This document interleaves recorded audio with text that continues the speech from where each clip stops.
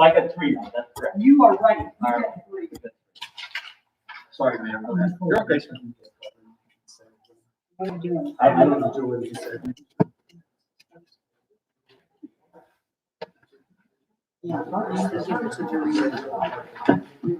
I'll get it for you then. All right, folks, good. Thank you for attending tonight, March 3rd, 2021 at 6 p.m. The City Council Workshop for the City of Shamokin. We'll call that to order. We'll start with a moment of silence. Tonight, for the brief moment of silence, please remember the Kashner family. We recently lost Dick Kashner, which is an immense loss to the City of Shamokin. And just before the start of the meeting, I was informed that his wife, Meryl, has passed away also. So keep the Kashner family in your prayers. They've done a lot for this community. I pledge allegiance to the flag of the United States of America and to the republic for which it stands, one nation, under God, indivisible, with liberty and justice for all.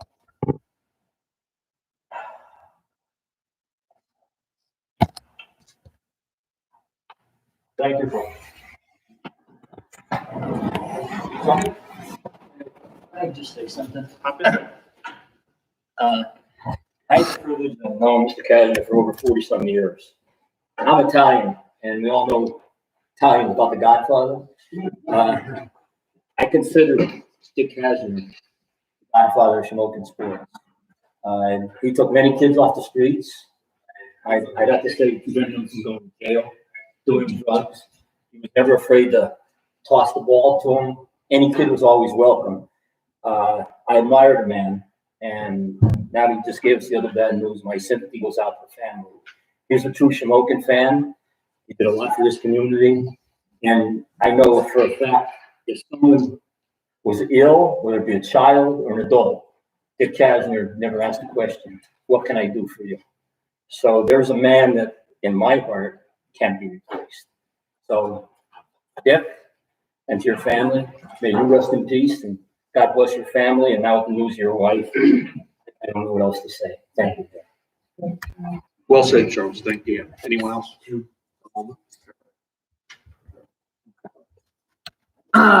With that, I wish I had the motivational skills that Dick Kashner did. He could enlist an army of people to show up and do things just because of who he was.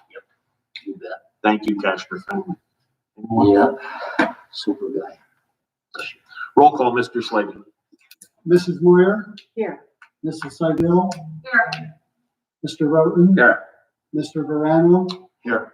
Mayor Brown, Here. all accounted for. Times 5.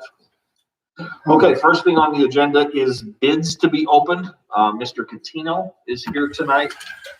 Who handles the bid opening, Bob, you or Michael? I'll ask Mike to come up here with me.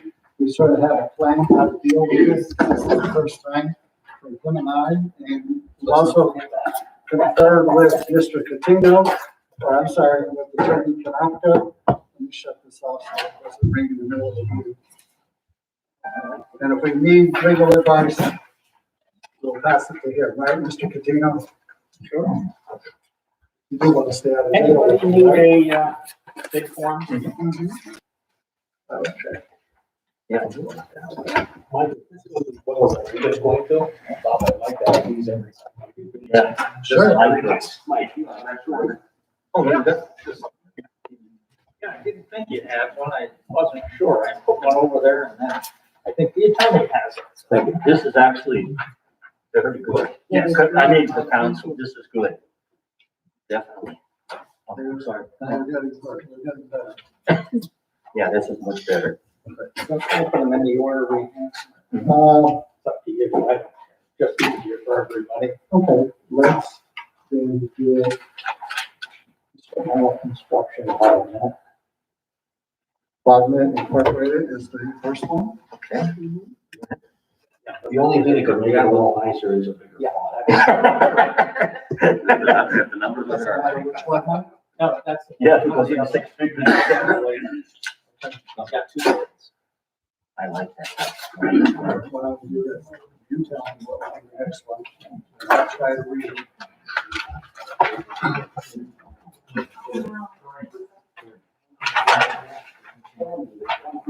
This bid is from Botnet Incorporated from Hazleton, Pennsylvania. This is for the advertisement purpose of the library upper level renovations. And library general construction. This is general construction. Okay. Have a base price, You can read the price now. okay, $39,600.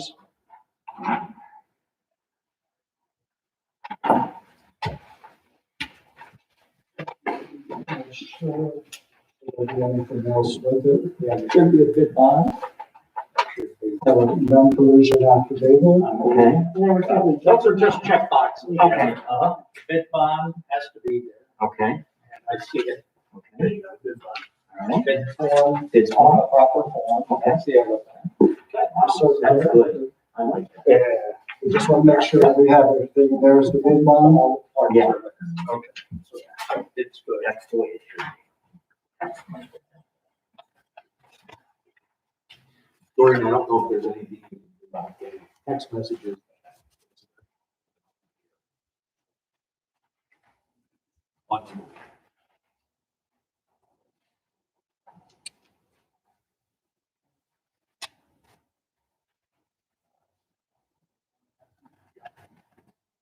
And I'll try to help out. Thank you.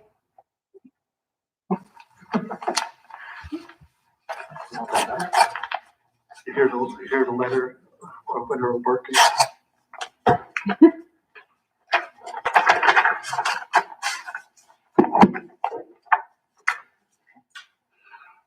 The next bid proposal is from HPCI, H&P Construction, from Colmont. And the bid is for $27,770.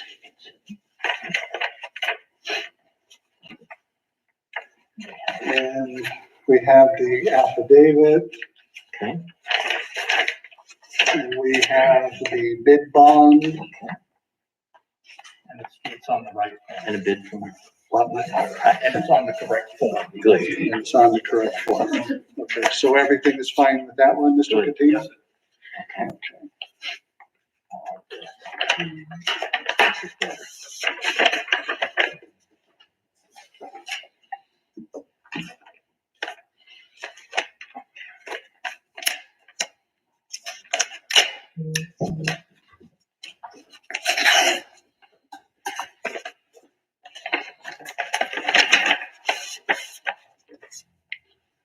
I have the bid proposal. This is from Craco Electric. Now we're going to electrical. Oh, Okay, thanks, Mr. Okay. Katina. okay. I didn't submit a bid. Oh, so he's not, okay. So we can just make Did the not s- application. okay. All right. This bid proposal is, as Mr. Katina Okay. said, electrical. Okay. And this comes from Craco Electric, 49 Center Street in Cole Township. The base price bid is $19,011. I have the affidavit. And I also have, That's the bid bond. You got it. You got we everything. got everything, the bid bond Okay. included.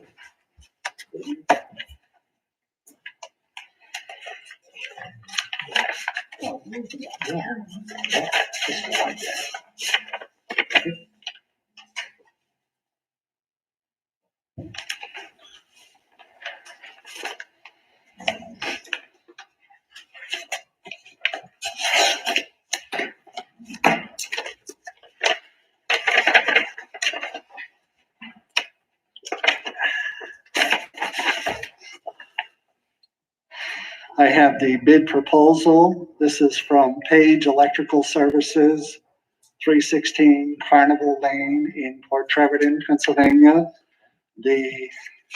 Again, this is for electrical, $15,800.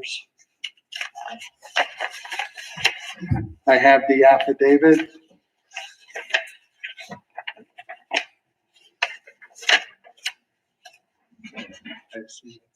Yeah, that's. You got everything? Okay. Yeah. And we also have the bond. Yep. Yes, sir. Mr. King. All three. Yes, sir.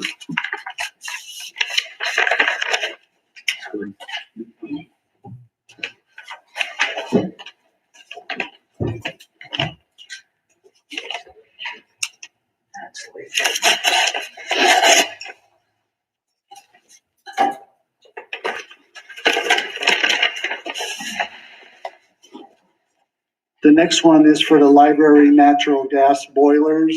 This one comes from Bognet Incorporated, 1298 North Church Street, out of Hazleton, Pennsylvania.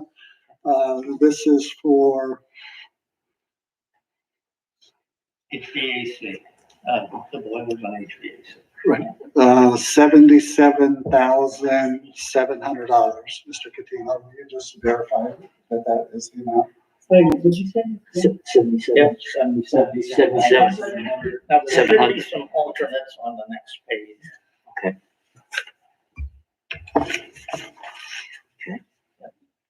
The alternates bid one. Yep. The unit price bid is $9,000. $9,000. Sorry. All right, like, what was that, Bob? The You didn't alternate, get that? the alternate bid. The alternate bid, number one, unit price replacement of existing terminals. Okay, bid number two is for $5,000. Oh, yeah, it's hard to Yep. see. Yeah. Okay. Can you, It did. Mike, can you explain what alternate 1 and 2 is? Sure. Because I know nobody here knows what it means. What's, Right. what's going on is when I went down to look at the system in the library, takes a little background information. The situation was, we were looking for new boilers. The new boilers could easily be done. However, doing new boilers would not have solved the library's problem. The problem was they're cold and they can't get warm. Well, they can't get warm because it wasn't the boilers that were the issue. Although putting boilers in will separate the gas, the library will be completely independent, and that's a good thing to do, but it wouldn't have solved their problem. The problem is that the terminal units, which would be the equivalent of our radiator over there, they have terminals all over the library. They had a system that I would have called a Cadillac system when it was put in. But over the years, it deteriorated and it was not repaired properly, to the point that you had what looked like convectors, but they're unit heaters. A unit heater is a coil with a fan, and the fan blows through it, blows the heat into the space. None of the fans work, none. So there, you Gotcha. can make all the hot water you want, but you can't put the heat into the Yep. room without the Right. terminals. Right. That's the reason there's a terminal price Gotcha. here to repair them. Okay. So we got to bring those back on. And then if you go down there, you'd be shocked. You walk in, you're freezing out in the library. And then if you walk into one of the restrooms, It's 100 degrees. the restrooms are 90 degrees because there's a radiator there and there's no thermostatic control on it. Although there used to be, there isn't anymore. So this is number two alternate, is to repair the convectors and bring them back. So if we do the convectors and we do the terminal units and the boilers, the library will be in great shape. Okay. So all that has to be together then. The They're components. pretty well all going to come Okay. together. Gotcha. Yep. All right. I have the affidavit also. You have all of that? Okay. That's good. Sure they- Yep. And I have the bid bond. Okay. And this is okay. That's okay.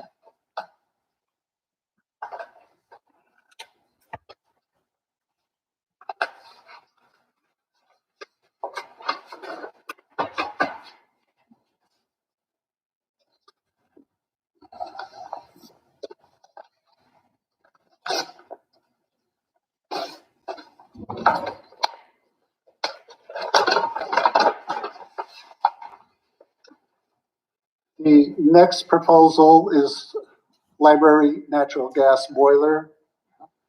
This is for 57, I'm sorry, I'm getting ahead of myself. This is from LTS Plumbing and Heating Incorporated, 5231 State Route 61, Paxinas. This is for $57,780.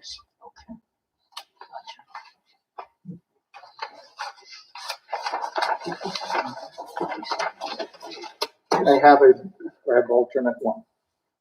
Alternate one is the second page. Okay.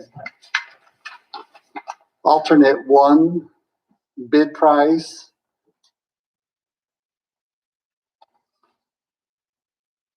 Okay, Oh, yeah. okay, I see. $1,550. And the second alternate is $875. There is a, what? That's more fun. There's a bid bond and there's an affidavit. Okay. Now, what we'll do from here is I will turn these over to Mr. Katina.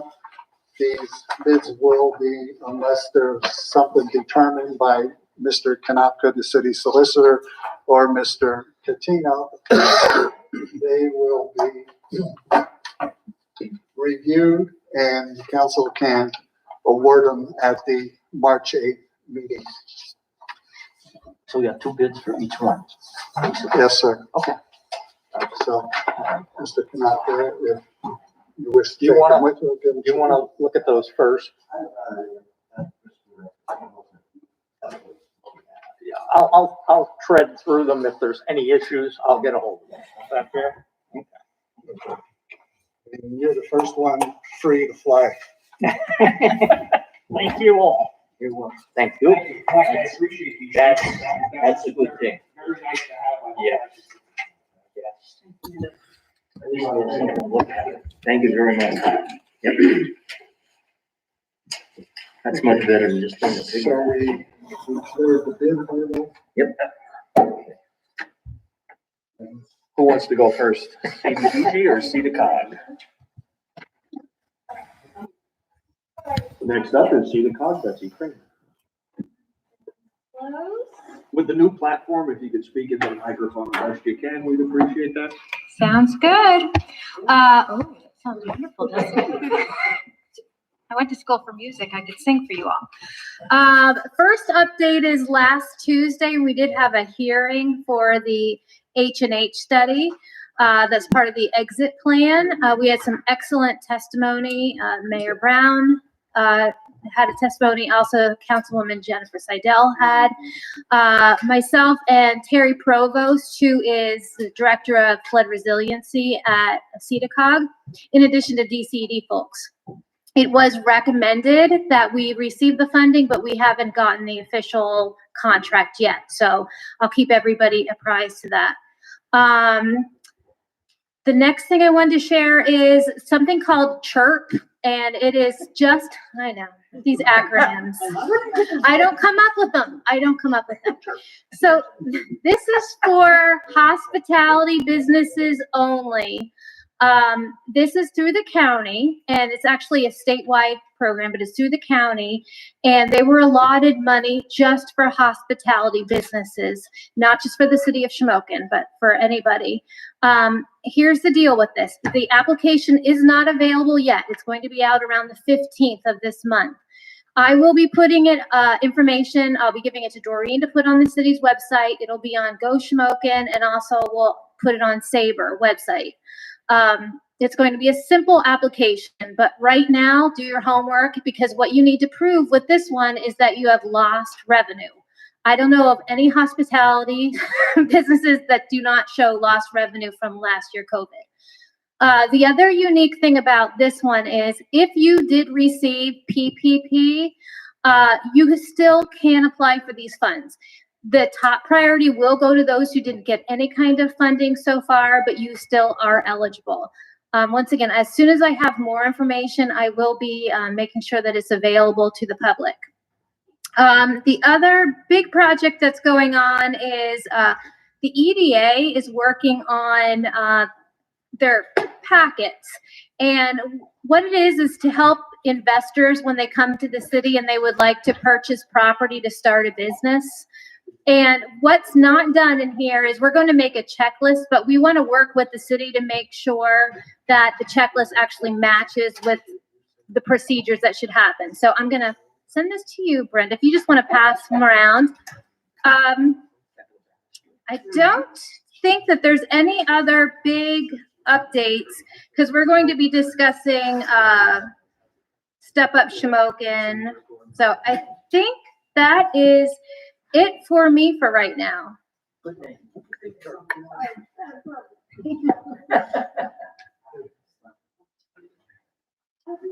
No one has ever had a problem hearing me.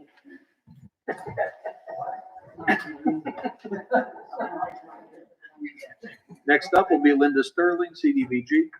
Thank you, Mayor. I have several items of business to discuss tonight with you. Some is procedural. I just want to hear how you want to handle things. We are working on, just a quick overview. I put out on your behalf that, as we discussed last work session, a recommendation for 3 years of engineering, an RFP for that. I have received, the deadline was the 25th of February. I have received all of those. I've reviewed them all. You received 8 proposals. They were extremely competitive. I'd have to say I've never seen this caliber of response as competitive and as good as what you've received. So you have plenty to choose from. But what I'd like to discuss with you tonight is the process for how you would like to review and select. I also have for you tonight proposals for 118, 122 Independence Street Engineering. I see that advertising for 118, 122 East Independence Street demos is already something to talk about tonight. The selecting an engineer is the first step.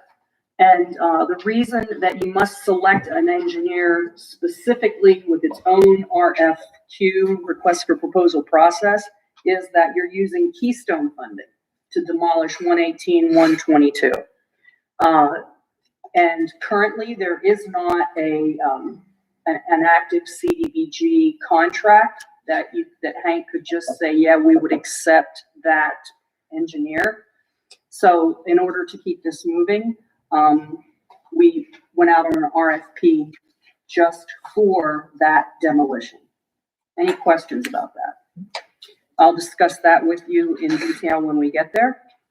I'm going to talk to you now about Illumination Station, which is quite exciting. And Betsy and I had that's even better, right?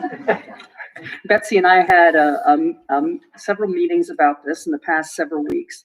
I talked to Terry Provost, I talked to Betsy, and we agreed that our recommendation to you would be to take Illumination Station, the creation of the park, out of your 3-year CDBG agreement and do a separate RFP for that one as well, because it is going to be a project that is very different from your typical CDBG work.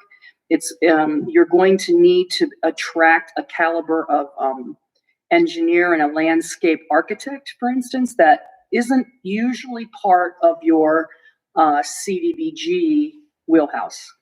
And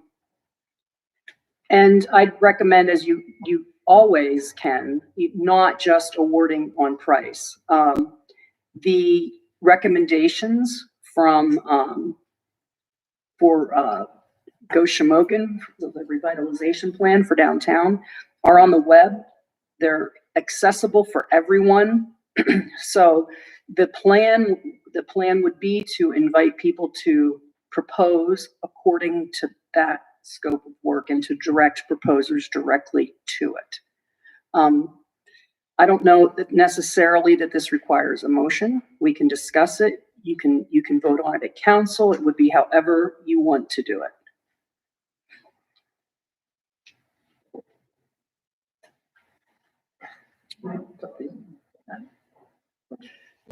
Any questions? And we're all scratching our head right now, right? I know we're all scratching our heads. Yeah. None of us understood anything you just told us. Okay, can you ask me a question? Yeah, can you put that in layman's terms? So you want to take it from the CDBG funds? Oh, you know what? Yeah. Okay, I understand, thanks. You know, I just forget. No, you did. Yeah, this has nothing to do with funding. The funding is allocated. What this has to do with is deciding who the engineer for the project is going to be. That is the first step.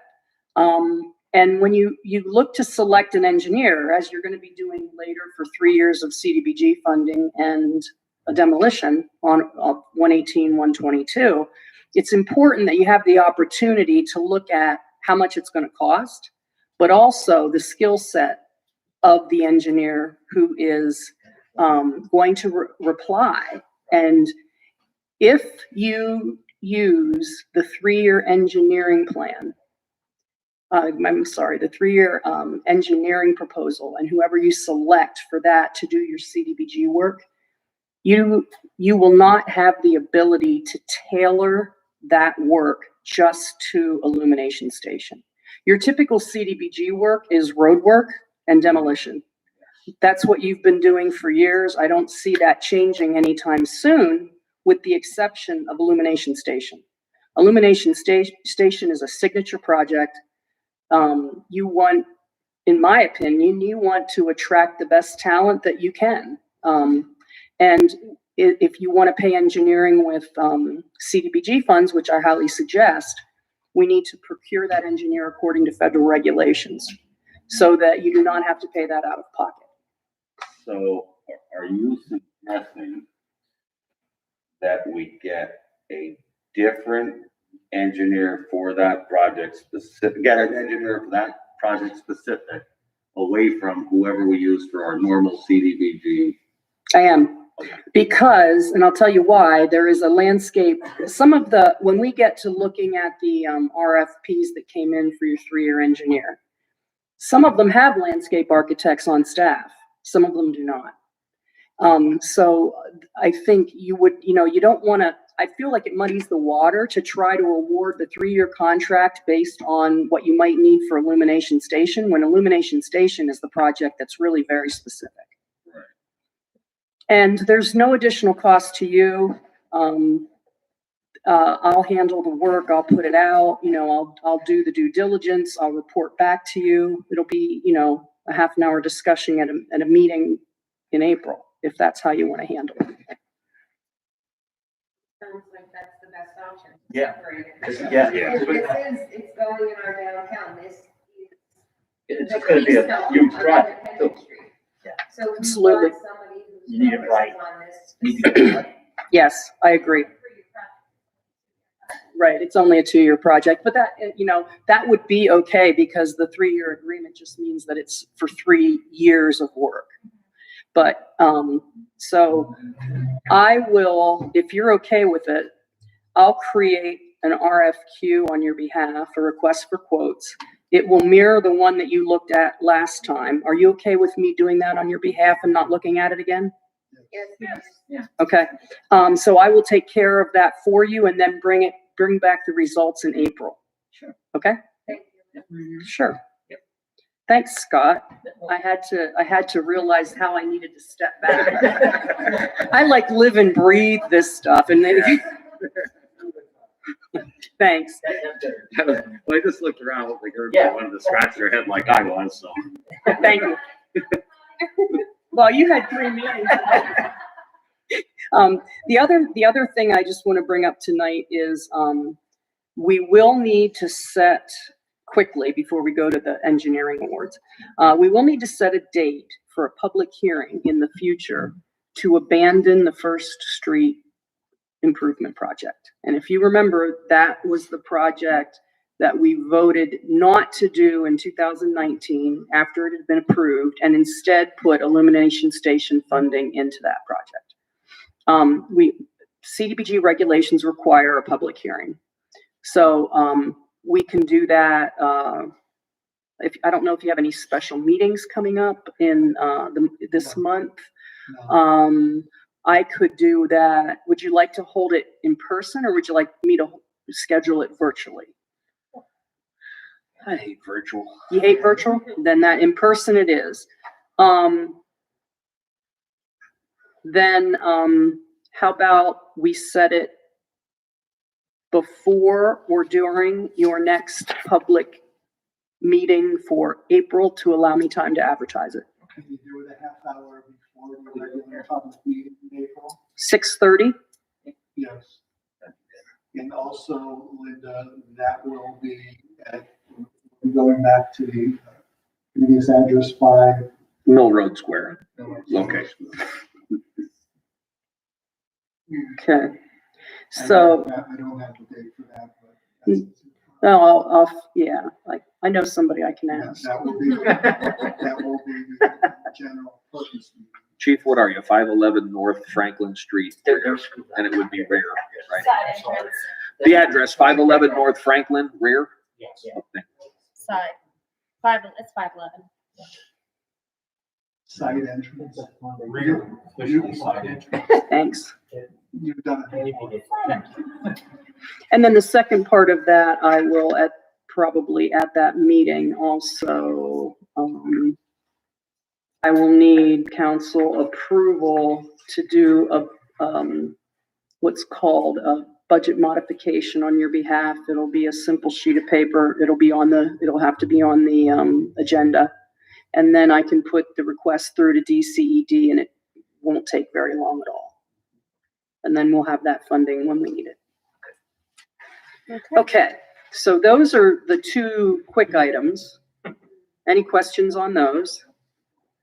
And let's go to the 3 pieces of paper that I passed out to you. Because that's we'll get you kind of immersed in CDBG engineering, and then we'll go on to the bigger one.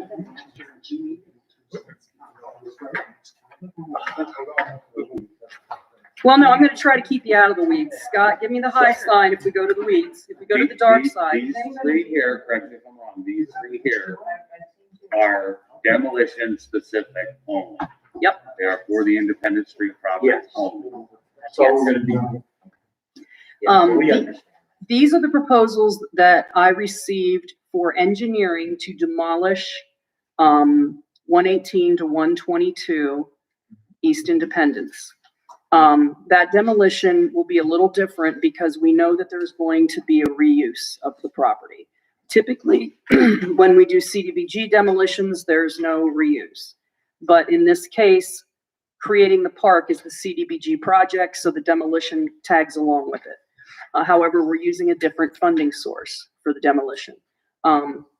And these 3 proposals are from 3 engineers telling you how much they're going to charge you to engineer the demolition of 118, 122. The things that you should, I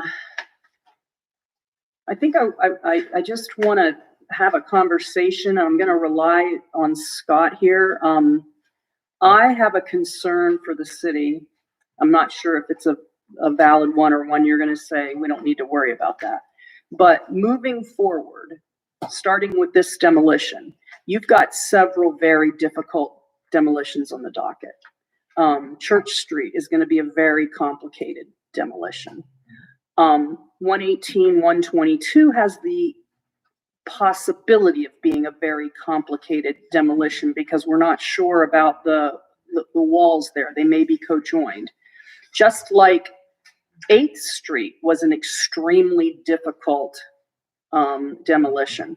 So I would just urge you to consider all parts of the proposal, even beyond price, because you want to make sure that you have the right skill set to be able to deal with the engineering required. And that might be difficult to know from reading these proposals. But I'll be happy to help you and offer any information I can. If you want to ask questions, if you have concerns, I can respond to those. Okay. So the first one is Peter's Consultants that I'm going to talk about. It has Hank on the front. Peter's Consultants, if you look at this, you'll see that it's a very robust firm. They've got a large staff. They've done a lot of demolition work. They've worked with CDBG quite a bit. They've worked with several folks at CEDACOG. I personally have not worked with them because here KPI has always been the demolition engineer in any Northumberland County community that I've been involved with. But I do know that Peters has good experience and they come highly recommended. On on page 8, you'll see their quote. And they are offering a total lump sum of $10,200 for engineering. How this is set up is that it is a lump sum bid. They're letting you know that if you want more meetings than have been advertised, than I advertised on your behalf, they'll be at $325 each. And the proposal is set up so that if all the meetings we advertise for this quote are not needed, we will take that amount of money off of the lump sum bid. I think you will probably need them all, but we want to put that in to give you more leeway. So what do you I don't want to leave you out of this process in any way, shape, or form. You will be the ones voting on who to award this work to. How is it best for me to lead this process? Did I give you enough information? It's my opinion that if you, whatever you as in your position recommend based on how it was advertised, the I's are dotted and the T's are crossed. And I'm not an attorney, but if everything's been met, the requirements have been met, it should be the recommendation from your firm to us here at this side of the table to accept or reject what is before us. The mayor may feel different than other members are. I absolutely agree, Linda, with your recommendation is gonna be more to me than anything that I could possibly.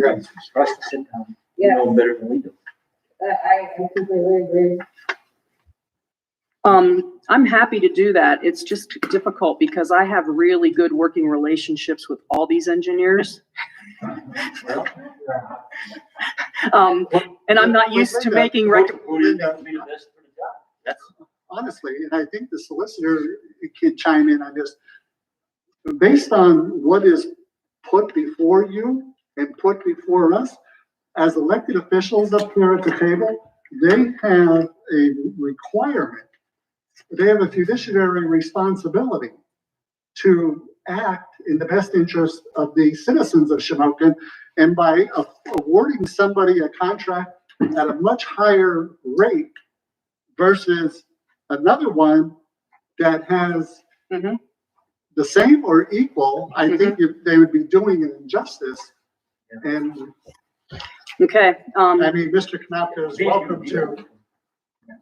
The one thing I noticed on one that's not with the others that I actually like is it looks like once this is awarded, they're gonna hit the ground running. Like their timeline, they give a timeline.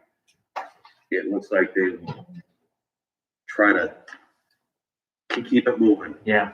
It's not sitting stagnant at any time. That would be good. This is so hard. Linda, if you're hesitating on being able to make a recommendation to us, I have no problem providing these to Mike Catino, who just left here, and asking him for his opinion also. You know, it's not that I'm having a hard time making a recommendation, it's that I don't, You don't feel comfortable? no, I'm just struggling because I hate to, you know, I have to do it in a way that stays positive, so I have to be careful about how I word things on the fly, and that's not my best suit. You know, I'm apt to say something really silly. So I'm gonna just keep my wits about me. Would this be better if you could send us a brief email synopsis of each bid? And then we looked over that so that you Then we guys can ask some have to review them and get your thoughts together. Maybe, I did talk to the mayor and Mr. Slavy before the meeting and asked if we wanted to do this in executive session. And they said that they thought public information was always better. God bless you, Charlie. I mean, Councilman Varela, sorry. One thing that I am maybe overly concerned about is just the conversation that you may need to have while we are having these discussions. Because one of the proposers is KPI, who is your current city engineer, and they are the lowest proposer. In the middle is CES Engineering, who is an engineer that I worked with before, but you have not. The other one is the one I just read, Peters Consultants. Again, all of these firms are talented and good. Is one that Hank has been using lately? Hank has been using Libic Civil. They have proposed for the 3-year CDBG, but they did not propose for this. They actually refused to quote for this project, which is interesting. I mean, it's not that they aren't up to it, but I mean, they probably had to look at their timeline and say, I don't know that we can get that done in that period of time.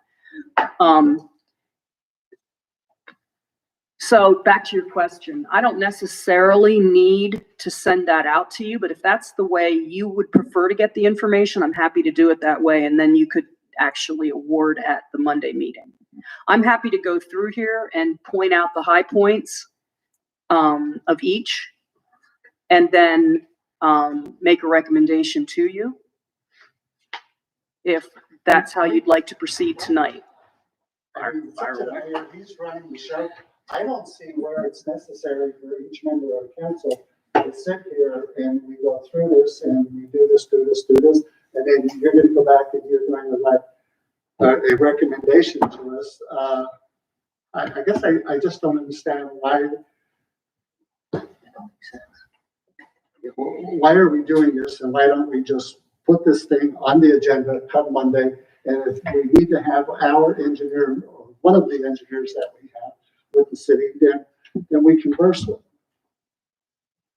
I'm sorry, I didn't understand the last one. What do you mean converse with them? What are you thinking? We feel as though we need to discuss it with our engineer, but I don't know, I don't see where it's necessary to go through this thing. No, I don't. Yeah, I agree.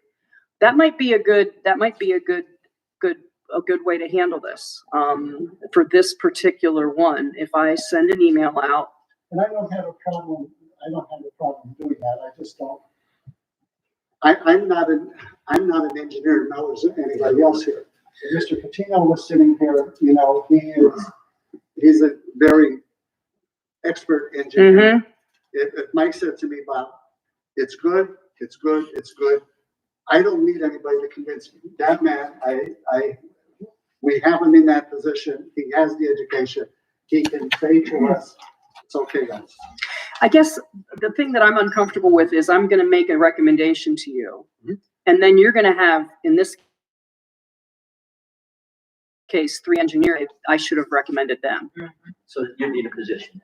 Well, it's okay. It's just, I'm trying, I mean, that's my job. That's what I get paid to do. The council has the right to make decisions. Yes, you do. And yes, they're subject to praise and they're subject to criticism Mhm. on everything that they do. Mhm. Just, oh, go ahead, Jim. That's why I said about the email, high level, variables, and then the recommendation is not yours.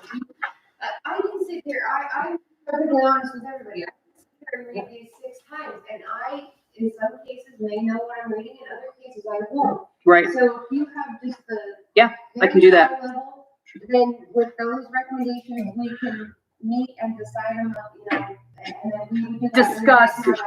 Just, Well, just- no, I don't want you, I'm very happy giving my opinions. I just, first off, I don't want to say anything that you're, I don't know if I, Linda, just keep in mind, uh-huh, if you send us an email, it's public, so it will get out by right to know or however else. And we're gonna have to deliberate at the public meeting in public anyway, if we don't do it tonight, so. yeah. Exactly. Yeah, I just wanted to, I don't know. I don't. think You there's get more any- public there isn't participation than any, around what you said. Entity that you've ever been involved in. yeah, so I just wanted to make sure I did this correctly. Then it sounds to me like what I will do is create a bullet point email that's concise for the 118, 122 demolition, pointing out the factors to consider, what my recommendation would be, and then we can discuss any of that at the public meeting. I'm just more comfortable with you seeing it first than me babbling here. As long as everybody's okay with the potential of a 3-hour public meeting on Monday, because we're gonna have to discuss all of this. That's what tonight's for. Well, and then, so if that's how if you'd rather do it tonight, we'll jump right in. It's up to you. Do it now or do it Monday. Monday, we start at 7. This is a demolition of 118, 122 East Independence, and that's it. And then the next one you're going to do is for 3 years of CDBG projects total. I think these prices are cheap. All 3 of them. I don't know, look, I'm just. They're all competitive prices. I believe the price. I'm just- I don't need that much. I would say it. Are there more protections from one than another? Protections in what way? Or I shouldn't say protections, Benefits. are there more benefits for one than the other? Because lowest bidder isn't always the right one, Right. and then the highest bidder isn't always the right one either. Yeah. So that's prices, limits. And obviously, you're looking to steer us away from the lowest bidder for some reason, so go ahead. Okay. What I want to point out to you of each of these proposals. First, let's go to KPI, which is your current engineer. KPI, you've worked with them for a very long time. You've worked with them for 6 years, so I don't need to tell you anything about their services to you. I would rely, Scott, not meaning to put you on the spot, but I would rely on your assessment for demolition specifically. They've done many demolition projects for you. I just feel like there's some more difficult demolitions coming up, and this one might be one of them. They're responsive. Ryan's always here. Sometimes they don't have an engineer that's quickly accessible. Ryan is not an engineer. Okay, that's nothing bad about KPI. They offer fantastic service. So it's a drawback, is what you're saying. Okay. Right. My only thought with them, Linda, is the Sunbury Street demolition, where we ran into the problem where one of their employees was driving by, saw work being done prior to permits being issued, and didn't stop anything, but went and sent a letter out that took until the demolition was done, which put us in quite a spot, if you remember. Okay, see, I'm more comfortable hearing that from you than saying, well, I think so. Okay, I think that is actually a very valid consideration. The other concern I would be interested in hearing about is the handling of 8th Street. That is very concerning. I mean, I have no idea. I can't advise you on if that was if another engineer could have called that differently, or if that was a contractor error. I really don't know. I don't believe it was, I truly, I mean, without being there watching it happen, I don't believe it was a contractor error. Mm-hmm. As far as there was a wall that's had water poured in it for several years Mm-hmm. that finally started to seep into the neighboring property. And I think there was less there between the two buildings than what was thought of, is my opinion. I could be wrong. What it looked like to me, and I tried to understand it as best I could, and I relied on Pat Mack a lot. For some reason, there were 2 adjoining walls for part of that building. And then in the middle section, there was only 1 shared wall. Like, Doreen, you have at your house when you were telling me about what you discovered when you remodeled your bathroom. So, that happens in this city sometimes. And quite honestly, that scares the bejesus out of me, to have people up doing work and encountering a shared wall. So, can people identify that beforehand? I can't answer that for you. I do know that it gives me pause that there's a KPI engineer and there's Ryan, who is you can look in this, he has an environmental engineering bachelor's. So he's not an actual engineer, but he has a lot of knowledge and he does a really, really good job and he's extremely responsive. And I don't want to make it sound like I'm putting him down at all. We're having Who was the employee that drove by a demolition in progress and didn't tell anybody that the paperwork wasn't done? It was Ryan. Okay. And it was Friday and he sent me an email and I was on vacation because it was Labor Day weekend. And I did talk to them, KPI, about that, and the engineer said, since it was an emergency demolition, they did not feel that it was in their place to stop it. Hold on, time out. Where was it, the emergency? It was advertised as an emergency. Remember, we did that one, we were tearing down private property, and it was right in the whole. That's right. Because we did it the way we did it, yeah. Yes, so it had to be declared unsafe, unfit, and an emergency. Okay. So that was why they made that decision.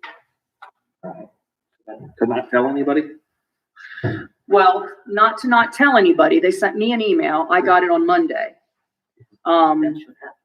Yeah. And then, They could have called the city. they could have, you're right. The code office could have stopped it. Okay. I'm just trying to help you out with your reasoning here. Okay. So that's that's the KPI one. Okay. The next highest, the next bidder as far as amount of money is CES Engineering. And they're, on page 3, their lump sum fee is $9,500. So we've got KPI at $7,292. Now we're up to 9.5. So, 2,250, give or take, difference. This engineer's Lee Ziegler. I've worked with him a lot. I don't know that any of you have any familiarity with him. Nope, not a bit. Okay. That's why we need your opinion on all of these, because we have no knowledge of anybody other than KPI. Okay, so, Lee Ziegler is the engineer for Sunbury. I've worked with him quite a bit. He has demolition experience. He's extremely careful. He came up and looked at 118, 122 as a favor to me and didn't charge anybody. He tends to go above and beyond. But I can, I can't say for sure that his demolition, I don't want to say that he has more engineering experience than KPI. It's not that. It's just, I think that Ryan is on site more than their engineer is, whereas KPI would be sending their engineer to this. They would be more available. Right. Right. And the last one, do you want to talk about this one more? Okay. The last one for Peters. I've never worked with Peters, but several people in our organization have. They have extensive demolition experience. Of all the people that proposed for this, Peters has the most demolition experience. They have, I think, let's see, let's look at who they have on staff. They have a principal engineer in Denny Peters. They have Ralph Dufresne, who's the project engineer. They have a assistant engineer who's a civil designer. So I don't know if they give actual who's an engineer and who's not. Yeah, okay. So they have, Mr. Dufresne has an associate's degree in architectural engineering. They have somebody who is a surveyor, which will be helpful here, but it's not required. You can farm that out. Mr. Peters is, let's just look at his.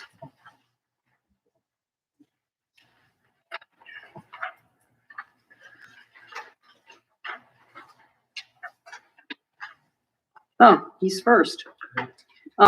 He specializes in land planning, civil engineering, and land surveying. He's a registered professional engineer, registered surveyor, registered sewer enforcement officer, hazmat, nuclear gauge operator, certified for all special permitting, certified as a building codes official through the Pennsylvania Department of Labor and Industry, certified in most categories of ICC for residential, industrial, and commercial buildings, and certified through Pennsylvania Department of Labor and Industry for ADA design and plan preparation. He has a bachelor's degree from Pennsylvania State University with graduate work at Drexel. I would say that he's highly qualified. Linda, one question. Do all of these include in the price the permit fee and the asbestos fee? The Or are they asbestos, separate? the asbestos fee is included. The permitting fees are not, because they are not yet identified. The permitting fees will be paid out of CDBG funding. Well, in this case, they'll be paid out of Keystone funding, so it will not be on the city, but they will be added extra once they're identified. However, with Peters, they're included in the price.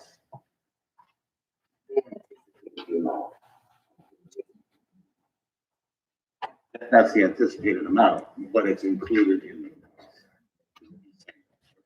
Including Oh, the okay. anticipated amount in the price.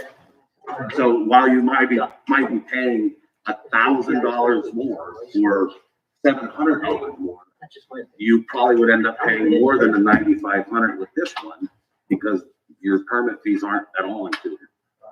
Or your asbestos, where Peters did include. So Peters may be the low bid till you get everything else wrapped around. Correct. Yeah. And the other thing, like I said, that I like about it is they give a pretty tight time frame there. And there's a possibility of money deducted in the end. Yeah, you're exactly right. You know. Thank you. Yeah, that's a So good, your recommendation, what do you think? um, You like that with Peter? I do. Yeah, the other two, there's unknown fees that are gonna tack on top of that price that we can't estimate at this point. And Where Peters is a known, lump sum. That, no, they're anticipated fees. Yes. For the Mhm. permits, but I believe it says it is 500 per structure, so there's $1,000 already that's included. Right. So that realistically, if you take that 1,000 up, you're down to 9,200. And then another 300 per structure, there's another 600. So you're actually down a little over 8,000. About 84. Technically, if you want to look at it that way. So the bids are fairly close. I mean. And, you know, this is a good example for why I was reluctant at first. I'm really putting weight on professional engineer, PE. That may not be as important to you as it is to me. So that's something where I'm. I'd rather see them. Yeah. So the 9,500 and the 7,292 doesn't include any permit fees or anything. Right. It's gonna go up from what we're Right. actually looking at. So then in the long run, the Peters one will be. Yes.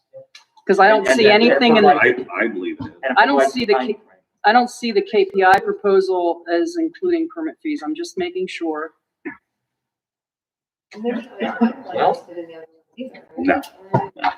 Well, No, they run it. It seems like they have a pretty tight time. And they've got, Get it down, get it over with and be done. maybe that would be better to get a timeline, not drag this thing out. I don't believe that you can award tonight, but you can certainly, do we need more discussion on this? It sounds like you all are pretty, I think the matter should just be. okay. Agenda item for Monday. Got it. All right. Yep. Agenda item for Monday. That way you want to make a decision, we'll make it. Okay, so now I have a better idea how we should proceed for the next one. For 3 years of engineering, you received 8 proposals. And, I do have,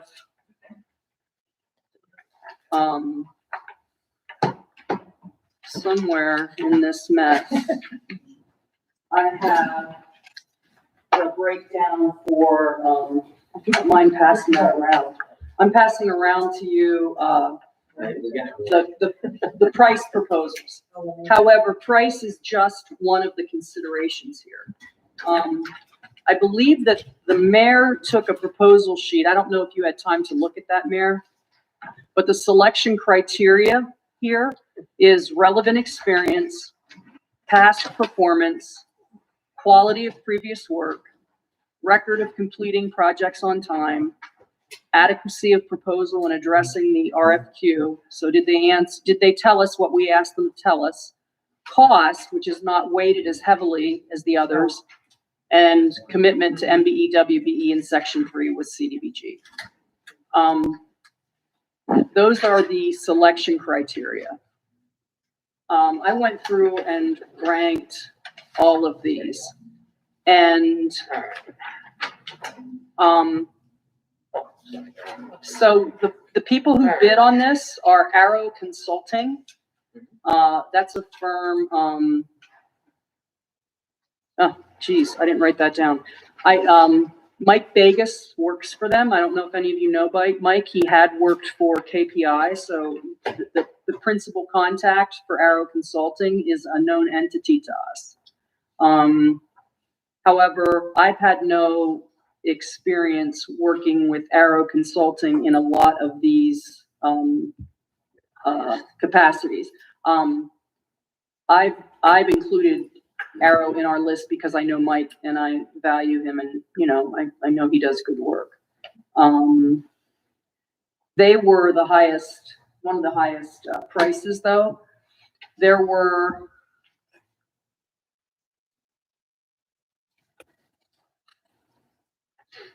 five that were right in the same ballpark, really, with the exception of just a little bit with pricing. First, I need to tell you that Mid-Penn was one of the proposers. Highly qualified, past performance. I mean, I know that they did the Schroyer building and did an excellent job. Unfortunately, they only proposed for demolition. And this contract is for all CDBG work. I feel that disqualifies. So Mid-Penn's out because they didn't follow the directions. Yeah. So Mid-Penn's disqualified then.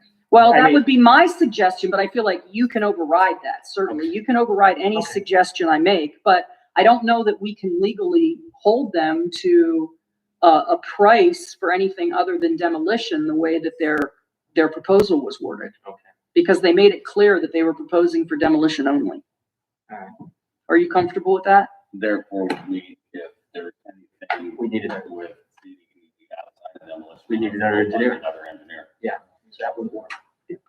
Or we could go back to them and say, hey, would you honor these prices? But the whole idea of a competitive sealed bid is you get one shot at giving the information. And it's not, you don't go back and give people a second chance to propose. No, I agree. I would say they're off the. Yeah, Okay. I'd say just forget it. And it's Just my a opinion, shame just my because, opinion. you know, they had good qualifications with Schroyer, and you need demolition experts, but that's my understanding too. Chances are that fee's gonna change. So. Right.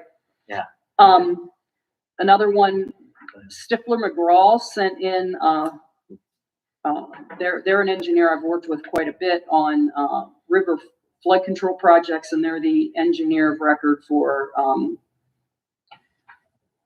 the rail authority at CEDACOG. If you look at the top four, relevant experience, past performance, quality of previous work, record of completing projects on time. Stifler McGraw got high marks, as did many other on that. But, they are the most expensive proposer on the list. They've got a lot of engineers on board. They're a very large firm. So, I'm So kind of they're the just, largest one out of this bunch. yeah, so I'm suggesting we, put them in a pile and, not really look at them at this time, because I feel like they're fantastic, but, you can get what you can, So McGraw's out.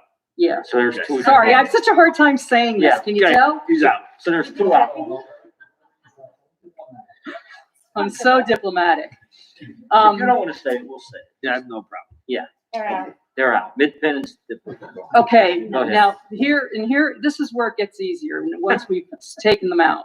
R.K. Webster, That's the one. Mhm. All right. Peters, Okay. Livick Civil, Okay. CES. Okay. I would all give top marks on relevant experience, past performance, quality of previous work, record of completing projects on time. So them four are all. Those are all, in the best sense that I can see, they're equal. All right, so, Okay. so KPR and Arrow gone? Yeah, I was gonna say, Got it. KPI. KPI You wanna. Arrow out. They're out. well, I don't know that we want KPI out yet. Okay. It's just, I noted two things here that were problems. I don't know if they'll be important to you. They're very important to us. If you have problems with them, that's important So- to us. We'll say it. Arrow, you went out. Is that what you're saying? We'll say. Well, no, I feel like I should say, okay, so, their administration is more inefficient. It takes longer to get stuff from them. For instance, They're out? Done. I'm waiting Okay. on an estimate for 4 months. Okay. Arrow. All right. Then we're out. That's out. All right. Okay. Arrow's out. Arrow's out.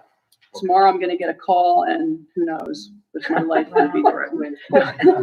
Tell, No, I'm teasing. Yeah. I'm just, okay, so you I got, don't like this. This is hard for me, but I gotta do it. This is my job, right? I just have to buck up. you got RK Webster. So RK Webster, I've All right. worked with. Peters, I've not, but same, You said that. same firm that you looked very favorably on, and they're competitively priced. Livick Webster? Civil is the firm that Peters, Hank's been using. Okay. And, CES is a firm that, I've worked with quite a bit, and I think, for, just a couple quick things, CES has a lot of CDBG, experience. I also feel like they're good value added.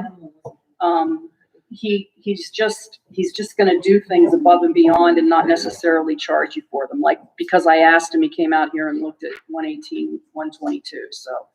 Okay, let's do it this way. Who's in or out? So That would be a lot easier. Yeah, I got Peters, CES, Livick, and Webster in. that's who I. That's who I. Yeah, those are the Okay. ones that I would So they're narrow the it down. four that we. And Miss Penn, what did you say?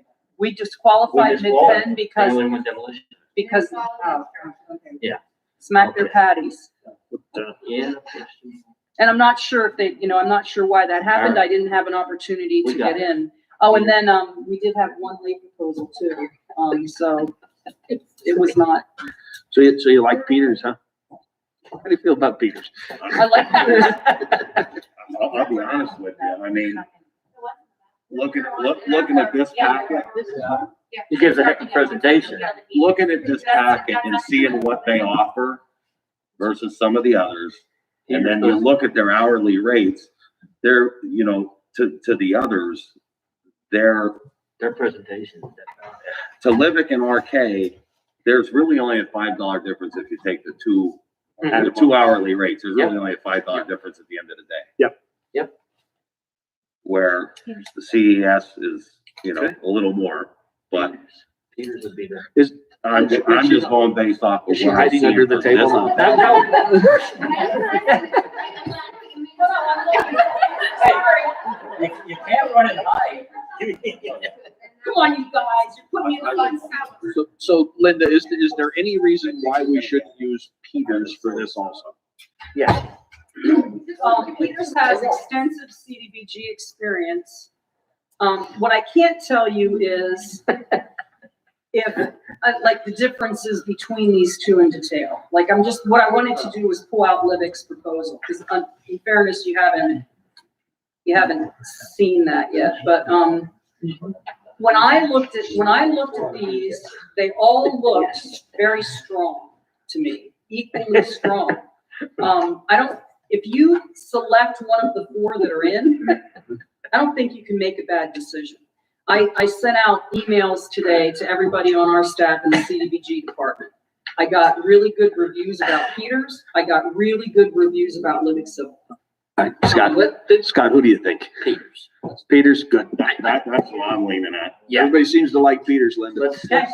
We'll put it on the agenda for Monday. Okay, thanks, you gotta move me along a little. Let's give them the gold star. Yeah, let's give them a shot. Where are we? Okay. Anything else?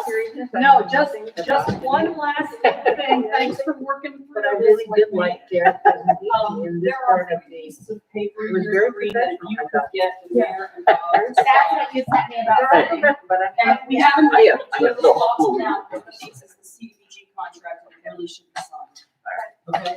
Do you need it right now? Well, I don't wanna hold up the meeting. Too late, too late. Come on, you guys. Hey, Linda, wait till you see our next act on stage. Hey, you. Right there.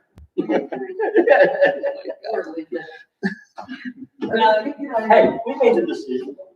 No, it's just. Linda, while we're doing this for you, the next item on here says advertise for 118-122. Are we still doing that or do we have to wait? We need an engineer first. I thought so. There's confusion there. I talked about the RFP. Got it. to the engineer, but, not advertising this project. What are we at, 2, 3? Linda, once we award Are we at 3, 2? the engineer contract, 3, 3? by our next meeting, we'll probably be sending it out on bid. No, our April meeting. I'm getting issues with the fact that we took 122 out of CDBG, and they still want to start the review. And so, Well, I'd rather ask this, if CDBG funding is not being used for how can they make us do that? there is a regulation that says. I see. Put CDBG funding into a project that realizes the entire project. Amen. And since the only way you're gonna use that building is if you turn it, if you use that lot for anything. I don't mean- turn it into a park. which you are. The park is gonna have this, you know, But I have had a lot of federal assessment presentations. Well, I'll say this, they did provide us police.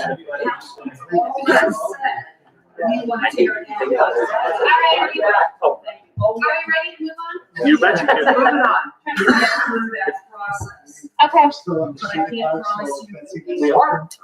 That's the We're still on receipt account. She's done, tell her. She's done. Anything else, Linda? Isn't that enough? Well, just before we move on, you're good? No, I'm good. That's it. That's all I have to do. Are you okay? Correspondence, Mr. Slavy? I'm gonna go sit in my car. Mayor Brown. Betsy's not done. That's what I've been asking. What got you back Scott around? jinxed you. And we like you so much. He jinxed you. I didn't say nothing about Betsy. Oh, I have sent you all an email that I have received from a woman who said she would like to put something on her website, helping people who are starting a new business and to knock out not so fun parts of it.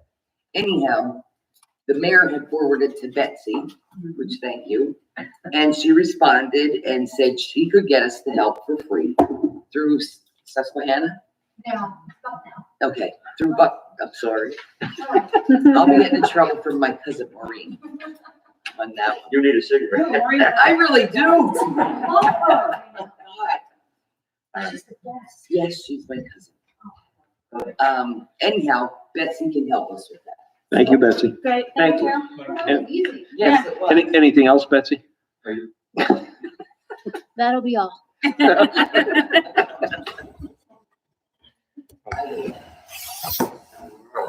Correspondence, Mr. Slavy. The email that we received, I believe it was at the February 8th public meeting, came from Kathy Vitovich. Doreen, I believe it's this. Yes. Okay. As you can see, it says on here, was read at last month's meeting, needs more discussion. We already approved the Schmuck and Warms Your Heart, so it's on page 2.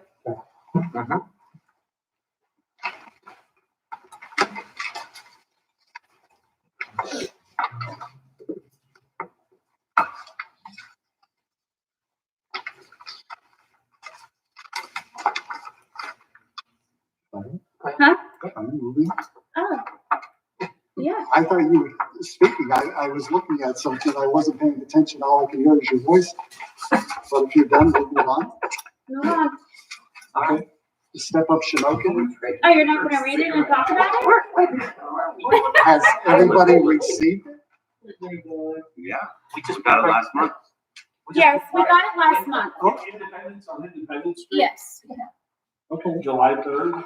That will be in conjunction with the fireworks. This will include the second annual cornhole tournament.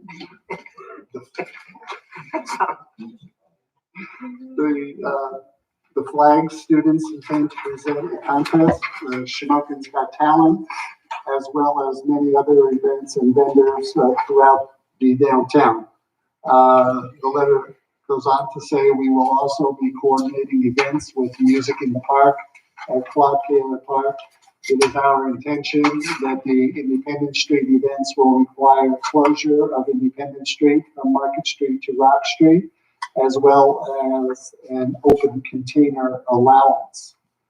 So, I'm sorry, council should discuss, give them approval, or however council wants to proceed. Would this be a duplicate of what we did for the 4th of July last year, the same route, the same corridor? I don't see, My only concern with it is Wendy's. If you shut down Wendy's block, you shut down Wendy's business. It's drive-through traffic. It's, however, Mayor, it's been done many years. We did it. Did it for a court show. Yeah. The other thing we will have to do is not allow AOAA riders into town or alter the route. Yeah. You have to alter it out. Because we have Frida's, event down there, we have closed, I know, we have already sat.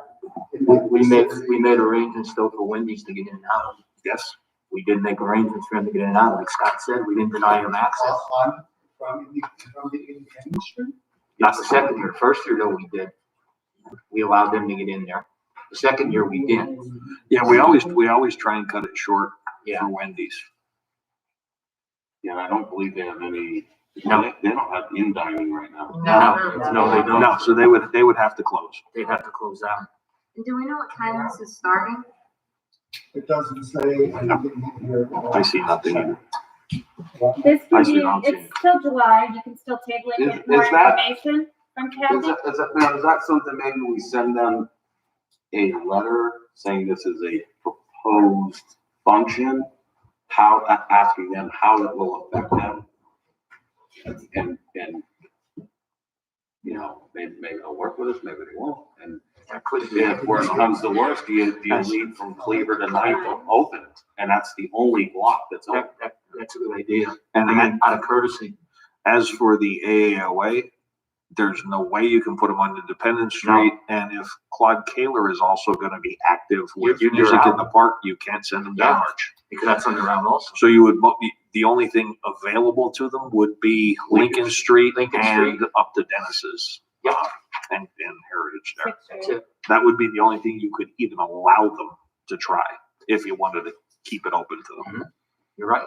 Do we have, is there any way that we could set up something to route them into the municipal parking lot and have them park there so they could go to the event?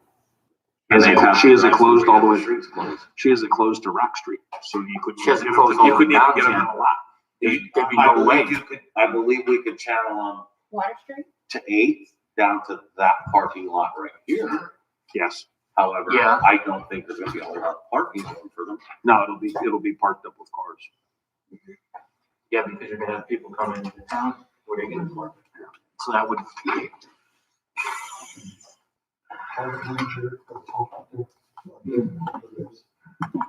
At Wendy's. Yeah. What I just said, I'll contact the, store manager at Wendy's and, set something up, ask him to come up here. Yeah. I think that'd be advisable. I hate to keep tabling it because I know there's a lot of preparation with these events and I can call him tomorrow morning there. I think we should at least give them the courtesy though. No, I don't see why we can't act on it with On Monday. with letting them know that there are one or two logistical issues that That we have to work out on our end. We could do that. So they may have to just change a little bit there in that one block. are you ready for this, Chief? Jeannie Schaefer is a master at this kind of stuff with rerouting and detours and meeting with you and Kevin. Has anybody talked to you or had a meeting about? Yeah, I think at some point in time, before we go shutting all of Independence Street down and changing traffic patterns, that they meet with Kevin Richardson and Chief Tobias. Yep. And see what we're gonna need to do here and go by your recommendation for a lot of this. Yeah. Just my opinion. How can you shut a store down, a business down? That's people's livelihood.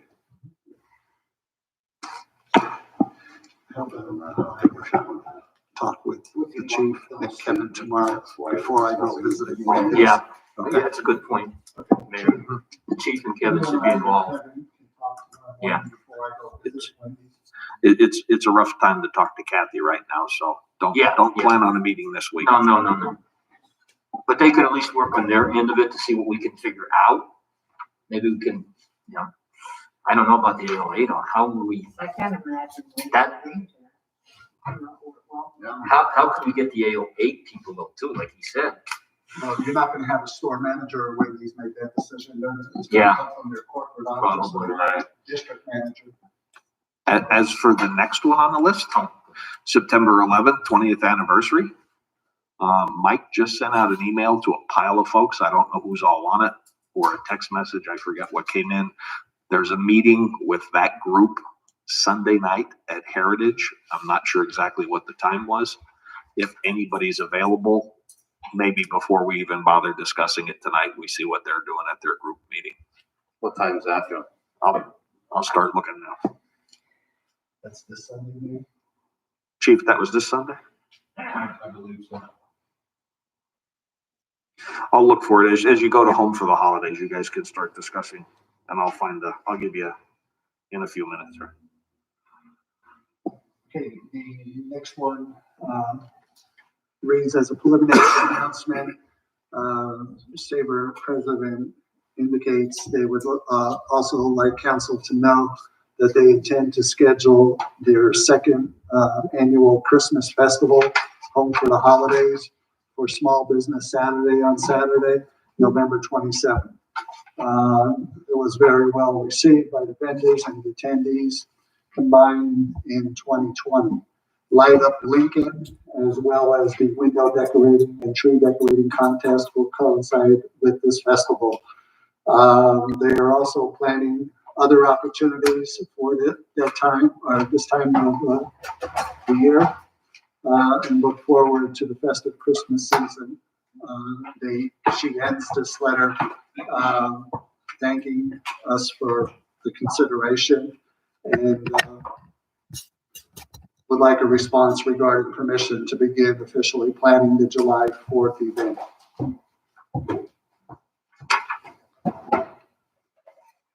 Okay, the meeting for September 11th, 20-year anniversary, March 7th at the Heritage Restaurant, 5 p.m. If anybody has some time to be there, weigh your input, and that'll give us a little better idea of what they're expecting. I'll be able to be there, but I'm just. I gave him my input already, Just reading this. because he needs contact with fire companies and police officers. You two I'm guys. thinking the word celebration may not be the most appropriate word. Should be memorial, really. Commemoration. Yeah, memorial. You know, somehow I think that might strengthen Rome. You know, if we just rethink that a little bit as to how we express. That's a good point. And again, any required street closures, parades, that stuff should be Kevin Richardson and Chief Tobias before anything. Mayor, I did speak to Mike. He called me about that. I told him he needs what he does need. He's gonna need an exact freight route, everything. That's what was required for every other event. That's all I have there. Any other discussion in regards to 9/11, or do we move on to the holidays? Holidays. No, until we get parade routes and street closure routes, I think all of these. Yeah, These as outstanding items. we need, yeah. Okay, so all of them are put on hold until the chief of police and Kevin get back to either the mayor or council. Because we don't need we don't know, Bob, what we need. How many streets, how many, we don't need that, we don't know yet. And if he's having a parade, you definitely have to be notified. Because I'm sure we're gonna shut down more than just a couple of streets. I don't know how big he's planning this, but. I think. Yeah. Well, absolutely, I trust both of them. It's echoing, right? My comments. What's Just that? leave it. He gave me a compliment, just say yes. Oh, yeah. But here's the thing, we have to have an idea of Yes. what they want to do. I'm crazy. I mean, we just can't come up with a parade route you know. for them. I mean, they gotta give us a detailed description of what, Mhm.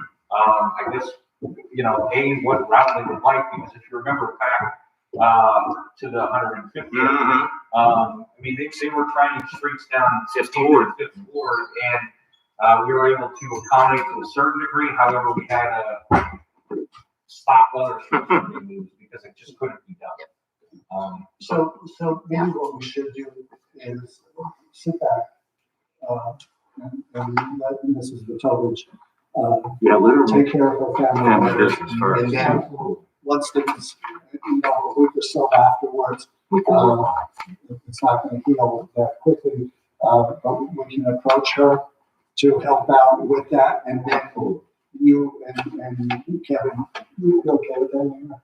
I almost insist on it. Do you guys It's- want it's- Independence Street on the agenda for Monday, pending certain things, or no? Chief and Kevin are gonna have to be. Okay, so we won't do So anything we're with gonna that. wait, we're gonna close. I'll speak with Okay. Kathy also, Mayor, when things, Yeah. let her take care For of the 4th. Yes, Okay. okay. I'm fine with that. Yep. Okay, level and cover bridge is last month. Step up, smoke. I have information. We read them at the last meeting, but it was during the meeting and we didn't have discussion, so we held them for the workshop. Which one do you have? I have information for Step Up Shamokin. Go ahead. There was a bunch of questions last time. So I spoke to Allison Williams, who's heading up the effort. It is actually under the Sabre 501c3. So any donations will be, yes. This is about the 99 steps. So we had tried to get grant funding before, unfortunately, because of the ADA situation. It just doesn't look like that's the way to go. So instead, they want to do this Step Up Shamokin, where people can get a step. I think it's $1,000 a step. And it can be in memory of, or in honor of, that kind of thing. The original price for the steps back when they tried to get for grant was $261,790. They do have a new price that's actually much cheaper. It's $126,200, and that can actually be less if there is a discount, if there's help with labor, which there's already been commitment by the school, Henry Hynoski. Guess we'll see some football players down there. And then also, I'm trying to think who else said they were going to help, but regardless, they have offers of help for the labor for that. The question also that Councilwoman Moyer asked is, will this be bid out for the fixing of it? If it's not using grant funding, if it's just donation, they don't have to. So I did want to clarify that. Are there any other questions? Is there going, I don't know if we take it, being headed up by a contract that does this type of work? Yes. I don't know if I should say name or not. No, I don't think you should. I don't think so either. It's not at this stage. It's not me. Are there any other questions about it? Yes, I think in the request, she specifically put she would like a $10,000 donation from the city of Shamokin. I think that's the item that should be discussed. Yes. I have said before, when we get these donation requests, and I don't think we've ever seen one for $10,000. We generally get for girls going to T-ball camp and things like that. But my idea has always been, before we spend taxpayers' money, we spend our own. I don't think this group can raise $10,000 out of our pockets for Allison, but we could make some type of donation.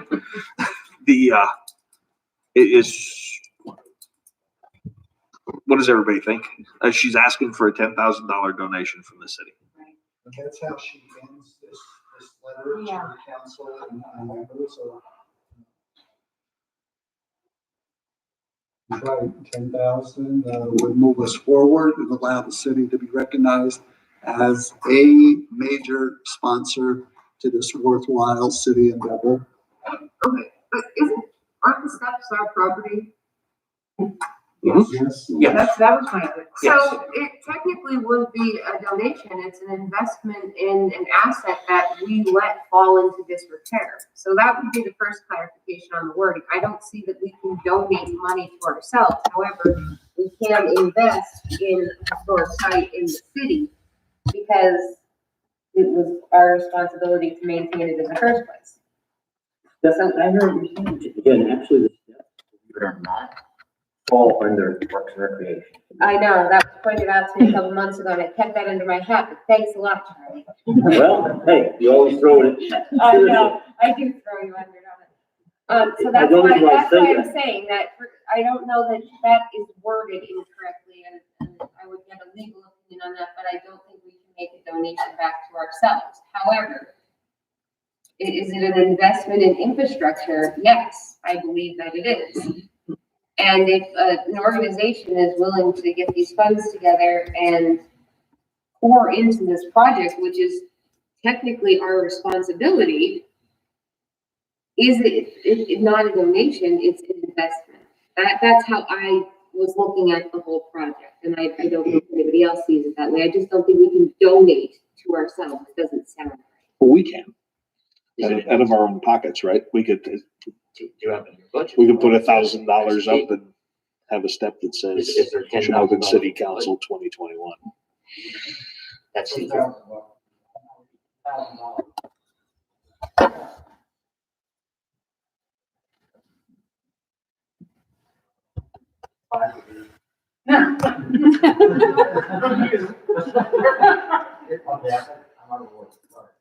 Let me ask this. How much of the city's money did we use to repair that brick wall over there by 6th Street? A few weeks ago. 16,000, 13,000? So we can use city money to pay towards the repair there, but we can't use it to pay towards the repair here. I never. Just I'm just asking, because Well, here's my feeling. You have a set of steps that have not been used for how many years?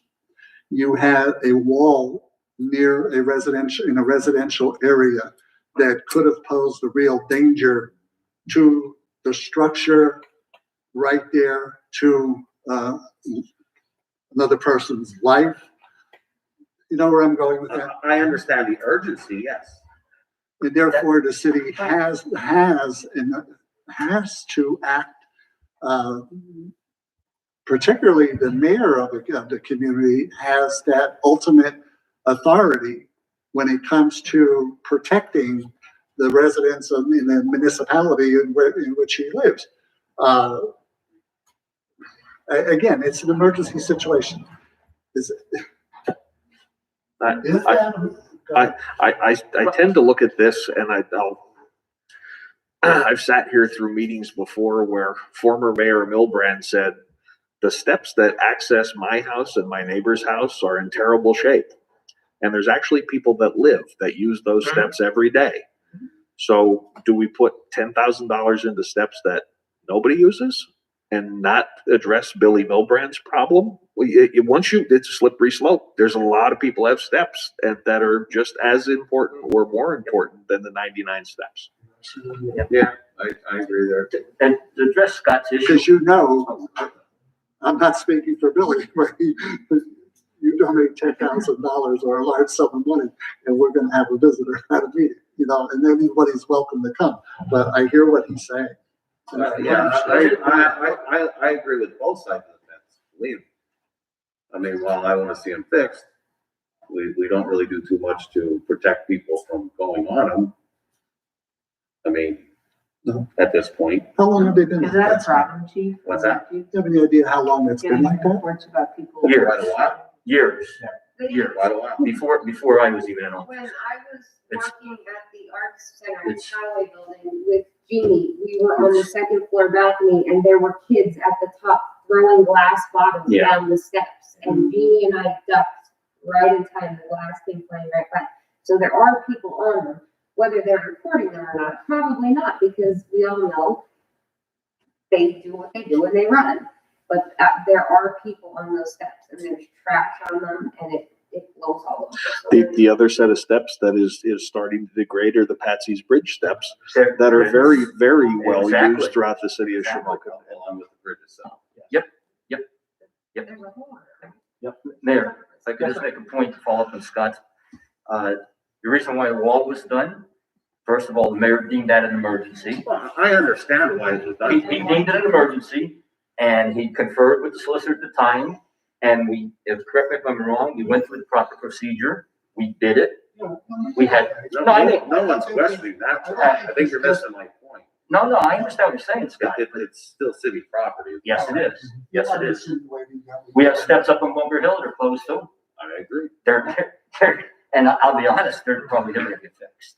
My only, and I understand that, I lived on Bunker Hill, I was up and down those steps from one grandmother's house to the other once a day. And I understand Billy's problem because I was over there at the cleanup with Councilman Rowan and we had to be in that area, it's terrible. My only concern is, I haven't heard anybody on the Liberty Street steps, I haven't heard anybody about Packer or Cameron Street steps come to city council and say, we have a viable project that we are willing to spearhead and take the initiative on. And all we need is for the city to pay $10,000 in the initial setup. And I'm not saying give the money to the organization. My suggestion would be have the organization bring those first bills to us to pay out of the building and the recreation or wherever Charlie hid my steps. And then you have this organization willing to pick up that project. I haven't heard anybody else with any other set of steps come to us with a plan like this to move forward. And if they wanted to, I think we should entertain those plans and listen to their thoughts and look at the viability of those. I just don't want to discount it right off the bat when there are so many people interested in moving it forward. Well, I think that people look on the 99 steps with the light. You know, they're just looked on it in a different way. You know, you see all the comments about, oh, I remember, you know, and all this stuff. And I get that. My concern all along has been that liability, you know, this is why I brought the questions up to Betsy about, you know, where do we stand on, is it out for bid or, you know, of course, with the grant. Like everybody's saying, really, they do belong to the city. And we're very appreciative of any group that's going to step forward. And I, you know, just as soon as I heard step up, I thought, it's a great idea. And then you sort of parse it apart a little bit and you take a look at it and say, well, there's a little bit more to this than just giving approval and making a donation. And I don't want to look a gift horse, aka grant, for something worthwhile. I don't. And I just want to be sure that we're on solid ground. And I understand what the mayor's saying too, because while we probably could put control measures to stop somewhat, there, we haven't done it on any of the other steps that are back. And when someone gets hurt, that's the one that's gonna bite us in the butt. Here's an important thing you gotta keep in mind, okay?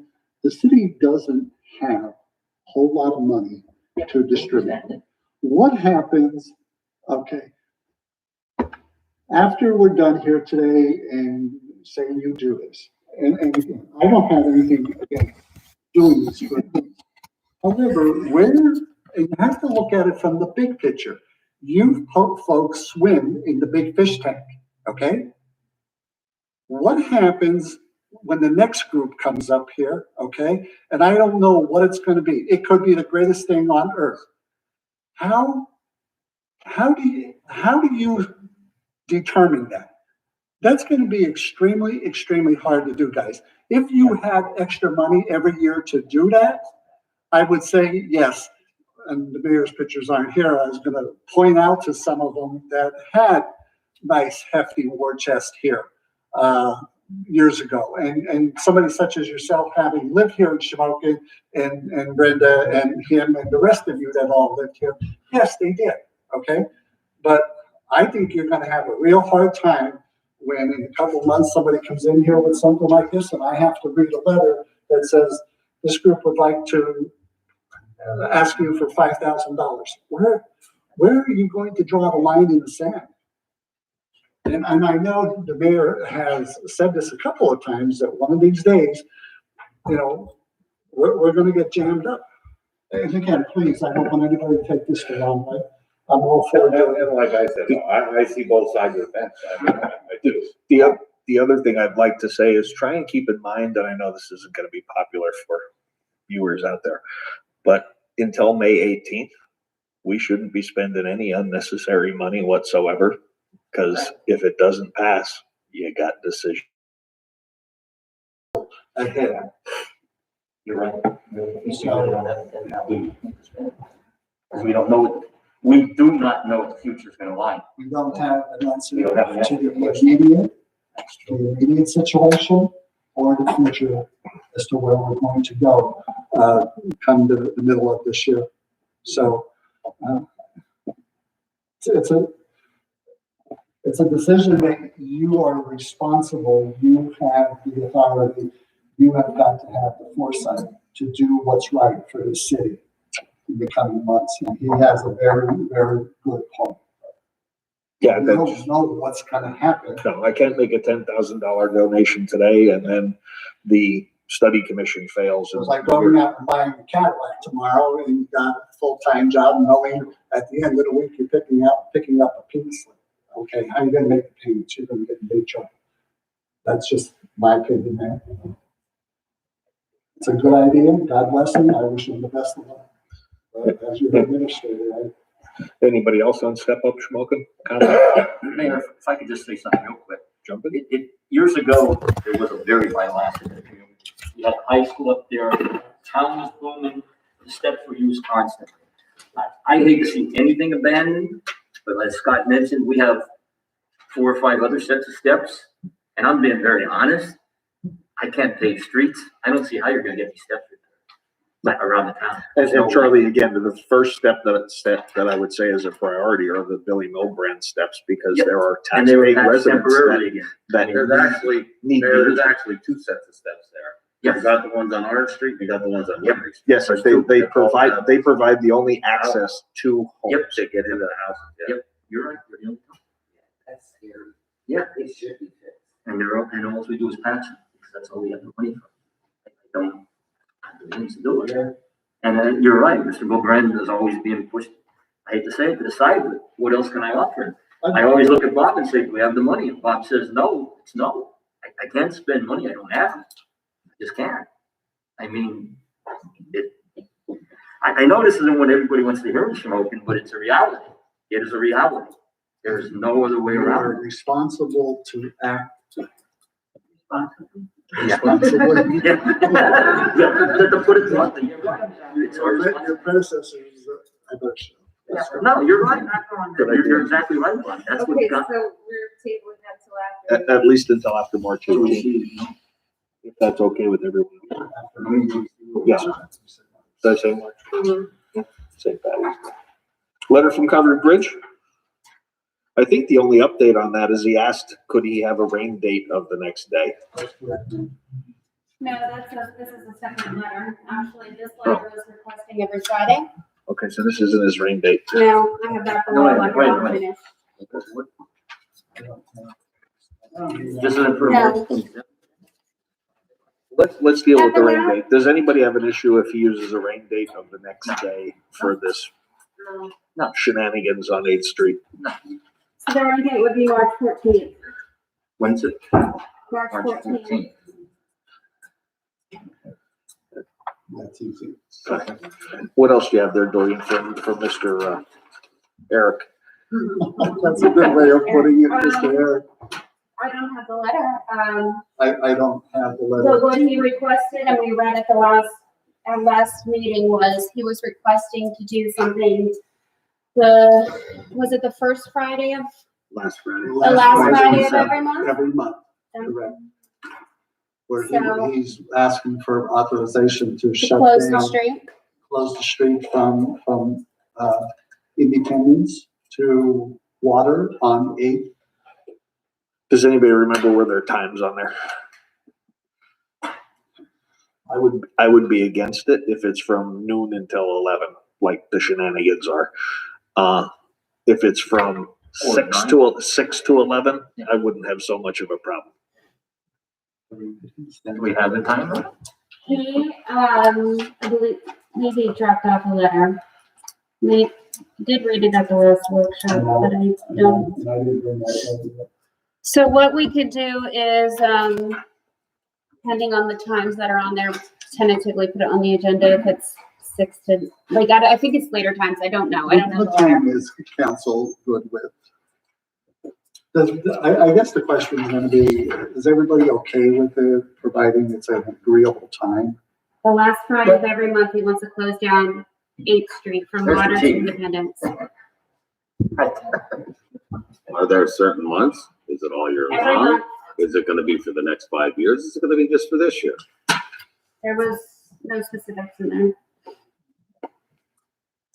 I don't recall any specifics other than Friday, the last Friday of every month. Say that's 7. How about if Nine you, more. how about if we would consider a 3-month trial period, April, May, and June? Okay. And see how it goes, see if there's things that need to be worked out or problems that arise. I think it's a good trial period. I would. So put it up on the agenda for Monday. Yeah, I would. I would. You can make those up. I picked the months. 6 to 11? Okay. I don't think you want to shut that's a very, very busy street. On Friday? Yeah, you won't want that shut down at noon. No, No. no. And there's other businesses there that need to be, but Robert may have hours during the daytime, I don't know. Now, the other thing you gotta take in consideration, and I don't know what the status of this is yet, but it had been mentioned to me, and I know I discussed this with you, a demolition project going on down, what? Wednesday. The corner homes, right? Yes, Yeah. yeah, that's privately owned, and, last I heard, it was in the works to be demolished. I don't know if they. So, applied for I don't even down think it's payment or been not. purchased yet, to be honest with you. Last time I talked to Permerano, I think it's still in a holding pattern. Oh, you didn't, you haven't got the building. Okay. Because I know, Chief, do you have any idea? yeah, we're building that, and, Garrett. Yeah. And I continue to be working on that. I don't know if they've ever closed the deal. Easy way to find out, ask Ed Begley if he got an application for a demo permit. But if that should take place and they're working on last Friday of, the month, they'll just have to understand. We can't pick up all the toys and go home. Eric, if you could help me out here, we're in a meeting right now. You may actually be shutting Water Street down at that point, Yeah. Yeah. because I'm sure they're going to access from this side, going that direction, and this way. Yeah. Which I mean, I don't think it's gonna take real long to get out. No. It'd be No, great. it can be quite hectic once that starts. Oh, yeah. That will present some problems. That Water way Street's travels busy. the intersection. Yeah.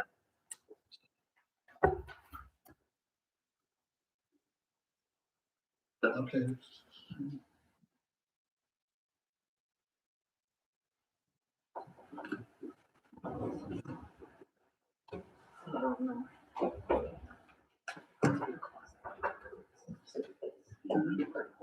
I'm not sure they can do this with correspondence.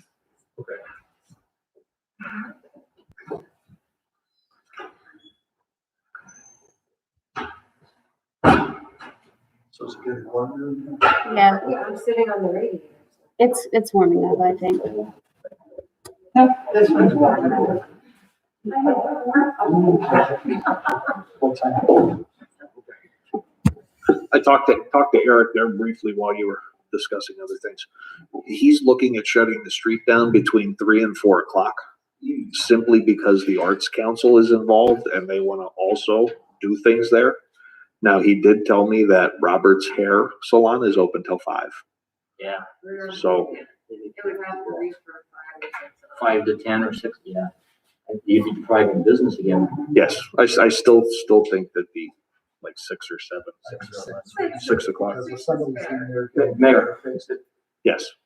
Mayor, if I could have one thing, I already spoke to the street foreman about that, and he told me in his mind, there's no problem with that street, because they do clean up and they police it pretty good. So, and I checked with the chief, so that part wouldn't be no trouble to the city of Shamokin at all. Scott, I don't know if you heard that. He said, the request was for either 3 or 4 o'clock. And that was because the Arts Council had some things that they wanted to also do in the street earlier. But he did tell me that Roberts is open till 5 on Fridays. So just as, so you have that as part of your consideration. I think six o'clock. Yeah, I think 6 to 11 is fair. April, May, and June from 6 to 11. And let them try. So it goes on the agenda for Monday. But give it 3 months. We'll give it a shot, see how it works out. If we have problems, we adjust or cancel. Is that the only business on that street then, other than? You have the cigar store, Okay. and the cigar store and the covered bridge go hand in hand for the most part. So it would just be Roberts that we. Move along. But Yes, sir. we're not posting like no parking there or anything like that, correct? No, Somebody's parked if there at happens to be a car there, it's gonna get stuck there. I don't know. If I was, if I were somewhere in the neighborhood doing something and 8 o'clock rolled around and that's when I was able to get to my car to get out of there, I'm getting out of there, is what I'm saying. Yeah.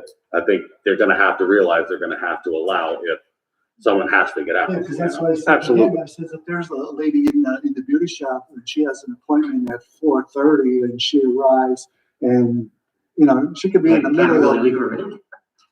Right. I mean, what do you expect the lady to do? Come flying out from under a hair dryer and? Or somebody that works right there in town that parks on 8th Street. Yeah. Yeah, that's what I'm getting at. Just so that they know that, you know, that they have that. I think if he's doing the requesting, he's gonna have to help, with the policing to make sure that business owner there is satisfied. Yeah, He's been pretty good with that. And as far as cleanup, I've checked with Kevin, we've never had a problem down there at all. Not at all. Okay. So. Letter from Music in the Park. So they take that one? Yes. Received correspondence from Dave Spots concerning Music in the Park for this summer to the Shamokin City Council. Music in the Park is seeking approval from Shamokin City Council to add an event to the city's calendar. We are proposing a Rock the Block event to be held at Claude Kaler Memorial Park on Saturday, August 14th, 2021. This event will begin at 11 o'clock in the morning and end at 9 o'clock at night. Live music will be provided continuously throughout the day as we utilize the band shell in at least one additional staging area. Music in the Park will man the main concession stand. Additional vendors will be invited to set up along Arch Street between 3rd and 5th Streets and will include craft, point of sale, and food truck merchants. We will also invite local civic organizations to participate in the day's festivities. Because this is a 10-hour event, I will be hiring 5 to 8 bands to fill the day with live music. This will put a strain on our 2021 Music in the Park budget. Therefore, I'm asking for an additional $2,000 from the city of Shamokin to help cover the entertainment fees for this proposed event. Also, in order to enhance the experience of our patrons, we would like to have alcohol available for purchase at this and other concert series events. We would only offer the alcohol concessions to craft brewers and local wineries. There will be no sales of lower cost alcoholic beverages for obvious reasons. That said, I am asking you for your permission to have alcohol sales added to our Rock the Block and Music in the Park Summer Concert Series concessions. I will personally handle any necessary arrangements and work closely with City Hall in assuring that all permits are secured by any alcoholic beverage vendors. Thank you for considering these requests. I would personally like to thank Shamokin City Council for their continued support of Music in the Park Summer Concert Series. I am grateful for the opportunity to be involved with this most incredible endeavor. David Spots, Music in the Park Coordinator. So there are a couple issues with this letter. The first one is to add the event for Rock the Block, which is August 14th, 2020, from 11 to 9. The second one is to increase their budget. The third is to have, and I see two separate issues here. One would be to have alcohol at the Rock the Block event, but then it goes on to add it to all of them. So my thoughts on this would be the events are great and possibly having alcohol at Rock the Block, but I think that if we add alcohol sales to all the concert dates, that kind of takes away from, what we've been trying to do over there. It's one thing when we have special events and we advertise and we bring in local vendors, I'm all for that. But to have every single concert date have alcohol sales, I'm not sure that we're ready for that yet. No. And I would agree with you, Jennifer. If he would pick like when Light Switch is there, he'd like to have a local brewery or winery. I'm okay with that. The only thing, and I've told Dave this, and I think everybody before, as long as we're not selling 50-cent Miller Lights, that's where our problems always came from in these block parties and events that we've had in the past. But yeah, I tend to agree. If he would pick a couple that he wanted to try it at, I think we discussed this last year, and then it died because of COVID. But Keep in mind, I might not be selling 50-cent Coors Lights where they're gonna buy $20 worth. You're gonna be selling 9 and 12% alcohol. Yeah, he's gonna be selling the top grade That's stuff. why- Don't that's why have to buy as many. Every concert, I just Yeah, think, and it ain't gonna if be we had a 50 cents. select few and we showcased the vendors, so we saw what comes from this. Like the 4th of July, we had a great turnout, and I was all for that. It was great, but I think if it was at every single concert, it quickly has a potential to rise. Well, it changes the tone, I think, but. and as for increasing the budget by 2,000, again, just my opinion until after May 18th. My I question don't have on any that money. is, do they give us a financial report as to like the money we gave them? We gave them money at the beginning of last year, correct? We made the check. No, I don't think they had any money last year, did To they? what? We made the check payable To the band. to that participating vendor, correct? Yeah, we pay the band. We don't give music in the concerts money. We pay the band. We pay for the band for that event. So that's how we account for the city's money, Right, by controlling the check, right. which I would suggest that we continue controlling the checks. Yeah, and I don't think the money was directly to music in the park. It would just be that those So- additional vendors would cost. So what happens to the money from the concessions? My understanding is they roll that over to pay for the unaccounted for expenses. Like, we give them 3,500. We're up to 4. Okay, we give them $4,000. The total events for the year might cost 7. Yeah. Till he totals up the bands. So they use concession money to roll over and continue the project. That's my understanding at least. That's my understanding as well. You're correct, Mayor. My question would be, do we get a report of all that? I've never seen anything. I've never seen a report either. But I think the whole organization, Music in the Park, is being restructured, that's my understanding. Yes, it was, and they operate independently from the city, and because they man the concession stand and only use our facilities, we don't put any money into the concession, so that's all on their accounting side. We can only account for what we reimburse. And rightfully so, they're a separate organization, I mean, That's fair. I mean, There are a lot of communities that totally support their music in the wherever, it's just part of what we do, but Schmogan is not an organization, when all of this started. That's always the 150th celebration and everybody's enthusiasm and Dave's willingness to, get involved and volunteer and so forth.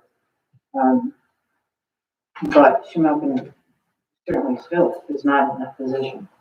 again, Mayor, because of the budget, really, you gotta work with what we got.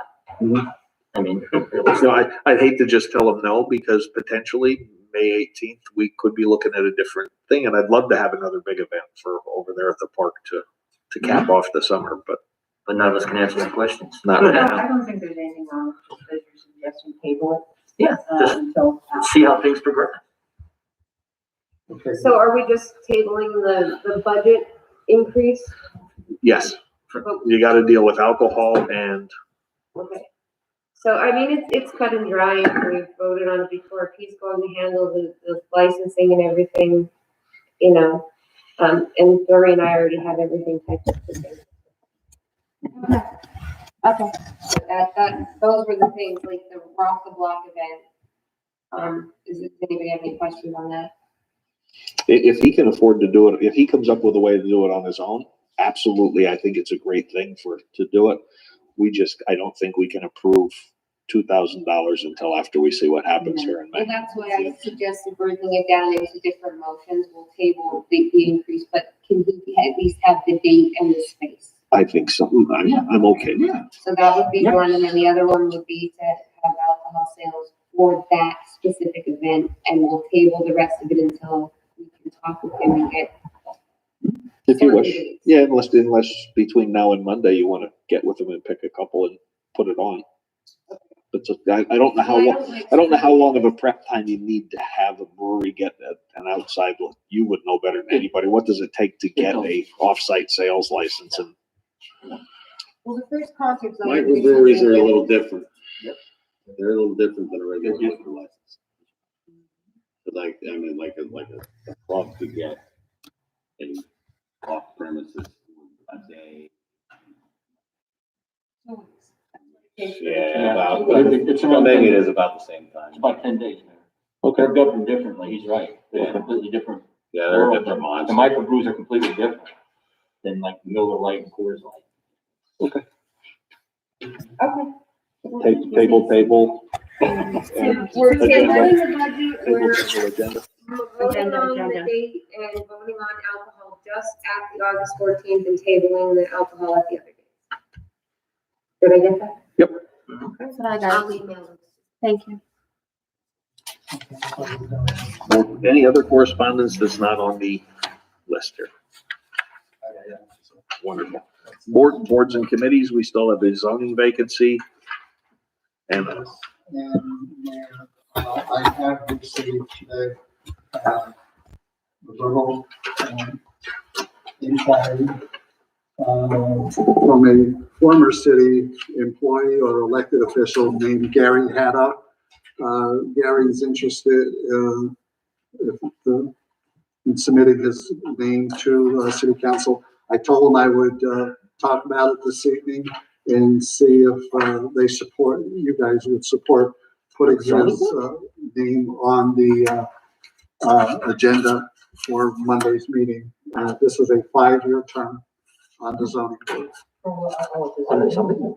Yes. This is the one that I have been saying for a couple of months. We have a vacancy. I spoke with Mr. Shovlin, who has asked not to return. Scott has also talked to him, and Mr. Shovlin was very good in the position. However, his work doesn't allow him to time to continue on this board. He was a good member, though. So if there's any other names, you want me to throw this on the agenda for Monday?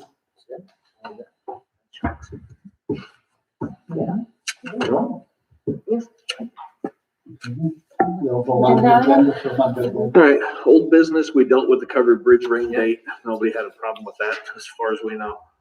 The egg hunt, she forgot to ask for a rain date. Does anybody have a problem with the rain date? No. All right, great. And then that will be Next day. Yep. okay. All right, EMA coordinator, is he out there? Did he leave anything for anybody? I spoke with Jeff yesterday. He said he didn't have anything to report. Okay. Jeff, just a little brief from me. Jeff, thank you very much for doing the job that you're doing. If it wasn't for Jeff Hager, we wouldn't have known this floodplain was changing as early as we did and had the option to get in on everything that we've been doing to prevent a disaster from happening in the city of Shamokin.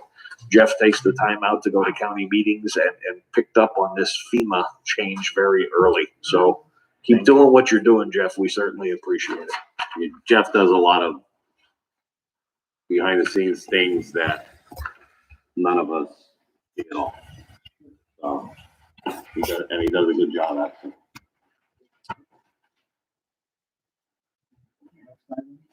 Tax collector.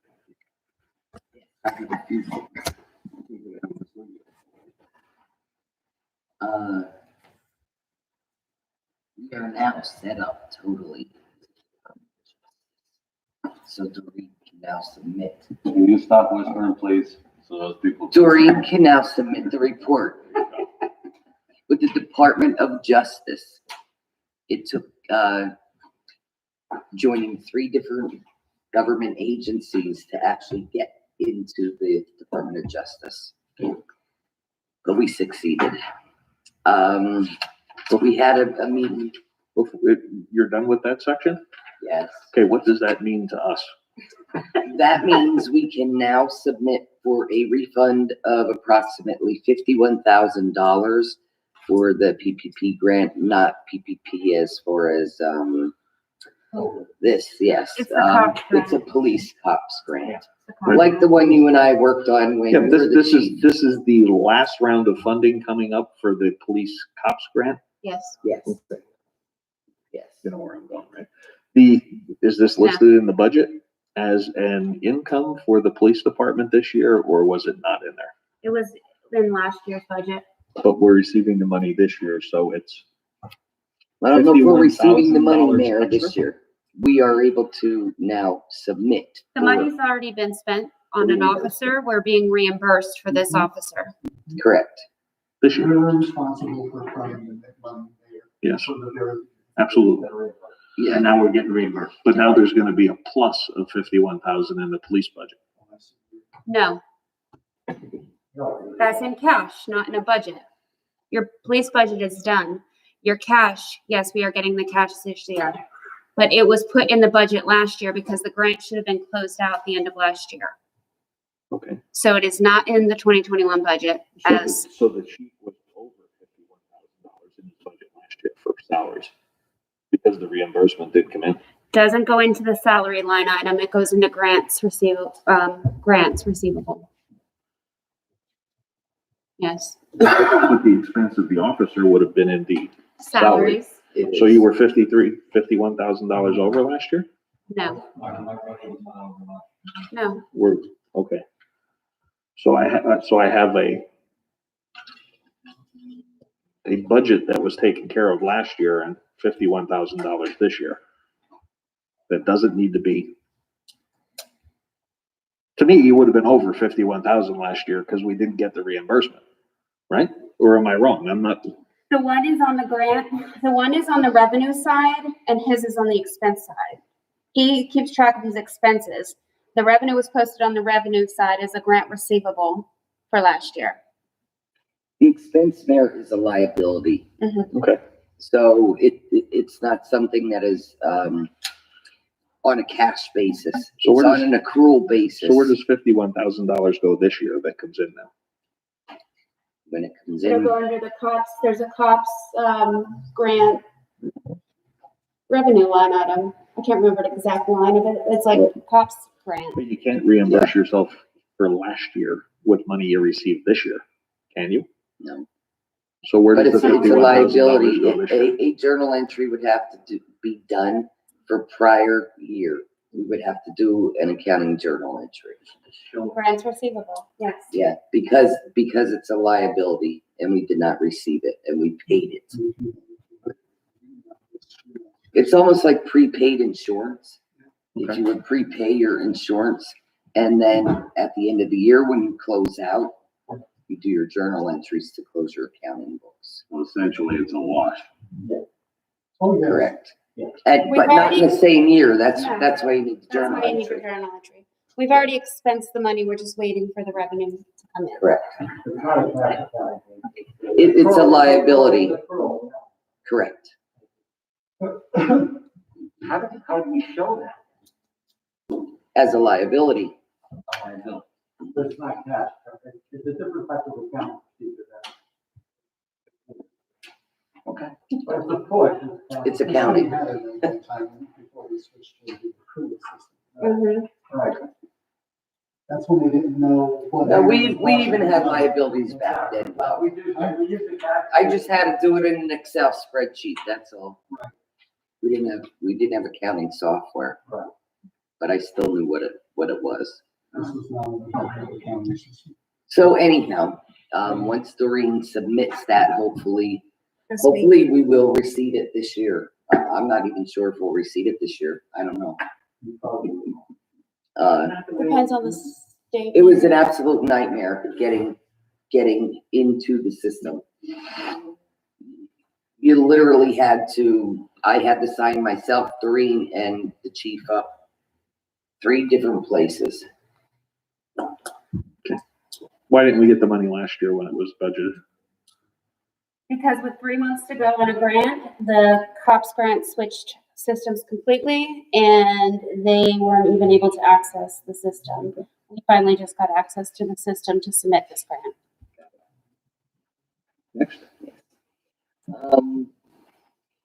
When is our insurance contract up with Everyone, December.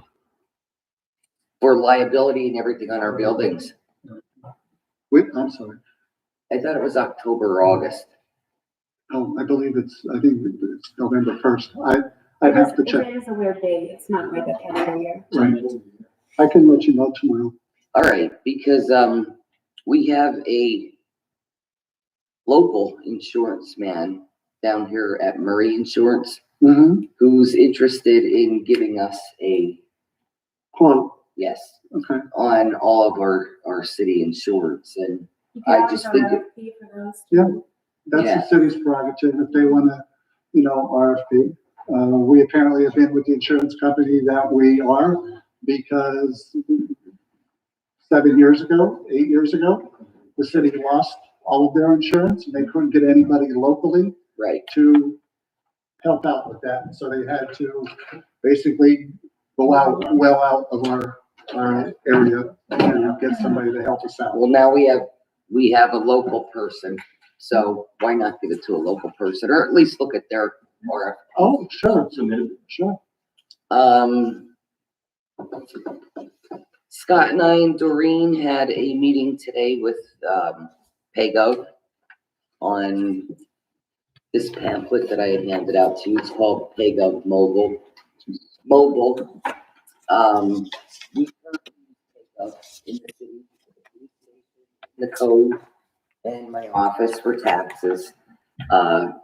This is just one more step of helping people to pay things without going out in public, making it easier on the web, which would be the city website,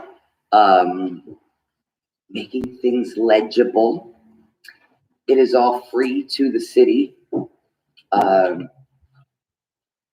It goes on a cloud, so everything that is put on here stays on there forever. There's no cost to the city. The base rate is $2. After $67, if you were buying something that costs over $67, then it's a 3% charge to the person using it. Basically, like, it works with the taxes. Yes. So Scott wants to research his forms and some of the forms, if you want to jump in at all, he thinks some of the forms would be good and obviously some would not be for the code office. But currently the chief uses it in his office and we do use it in the code office in my office, as I said. So I thought it went well.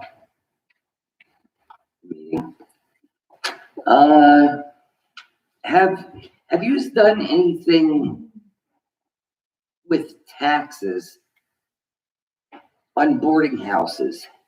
I couldn't remember if he's passed anything or has anything changed. We received the landlord tenant papers. I actually received one from one boarding house. And I know we have more than one boarding house in the city. Is there a law, resolution, anything that I should be following or we should be following with the boarding house? I can't give an answer anywhere as to whether boarding homes fall under the same thing as landlord tenant ordinance.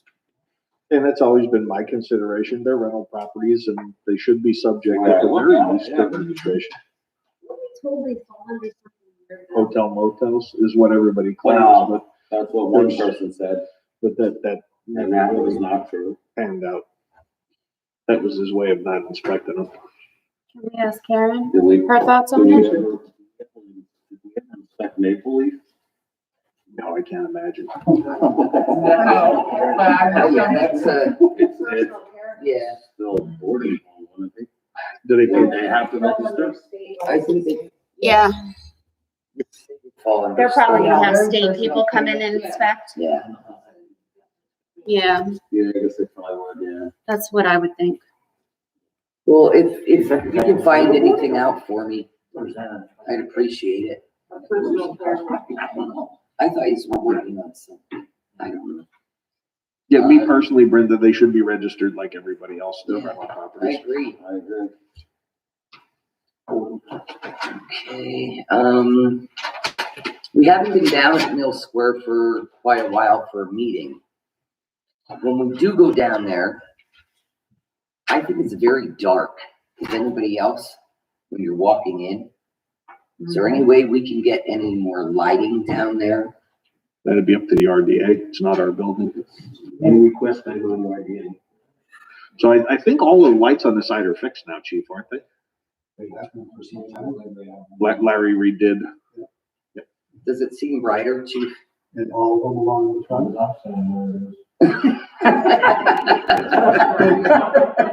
Well, I won't argue with that boy. Okay, Yeah. I just think it's dark. Other than the side lights on the building, there are no street lights or anything else back through there. Okay,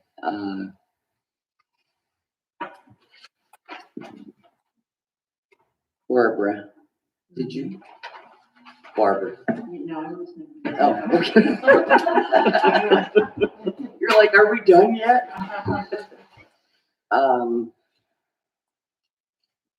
Did you talk to Bob about that? Okay. And we're gonna send a letter? I don't have a problem. You and I can talk more about it.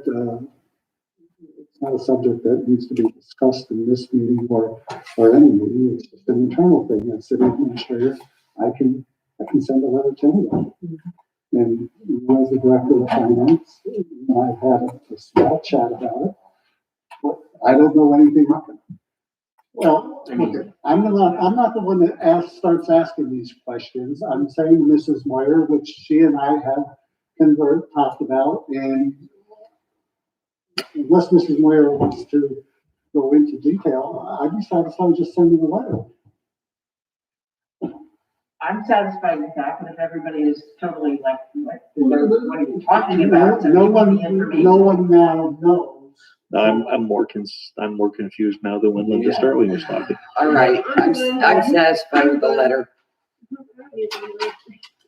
Please let me know when you get a response. Oh, I will. I will. But I don't think I need council's permission to send somebody a letter. Oh, I wasn't asking that. I just was asking if Barbara spoke to you, that's all. I wasn't Okay, I'm asking. sorry for. Took it the wrong way, I guess. I'll send it.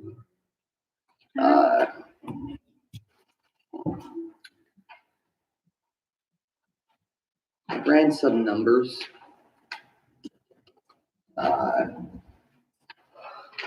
Thinking about home rule and being that it's going to be a question on May 18th for all of the citizens of Shamokin. I am hopeful that the people of the city will at least vote yes for the study commission. That does not mean that the city will go home rule, but it will give people a chance to educate themselves, get data from mayor and council, make educated decisions, and then come back to mayor and council and the voters and decide what to do. There was some talk about if the question does not pass on May 18th that we're gonna vote on, if there is no commission, the state can actually tell us or we can take a loan. But that loan would be approximately $5 million, and it would need to cover the MMO.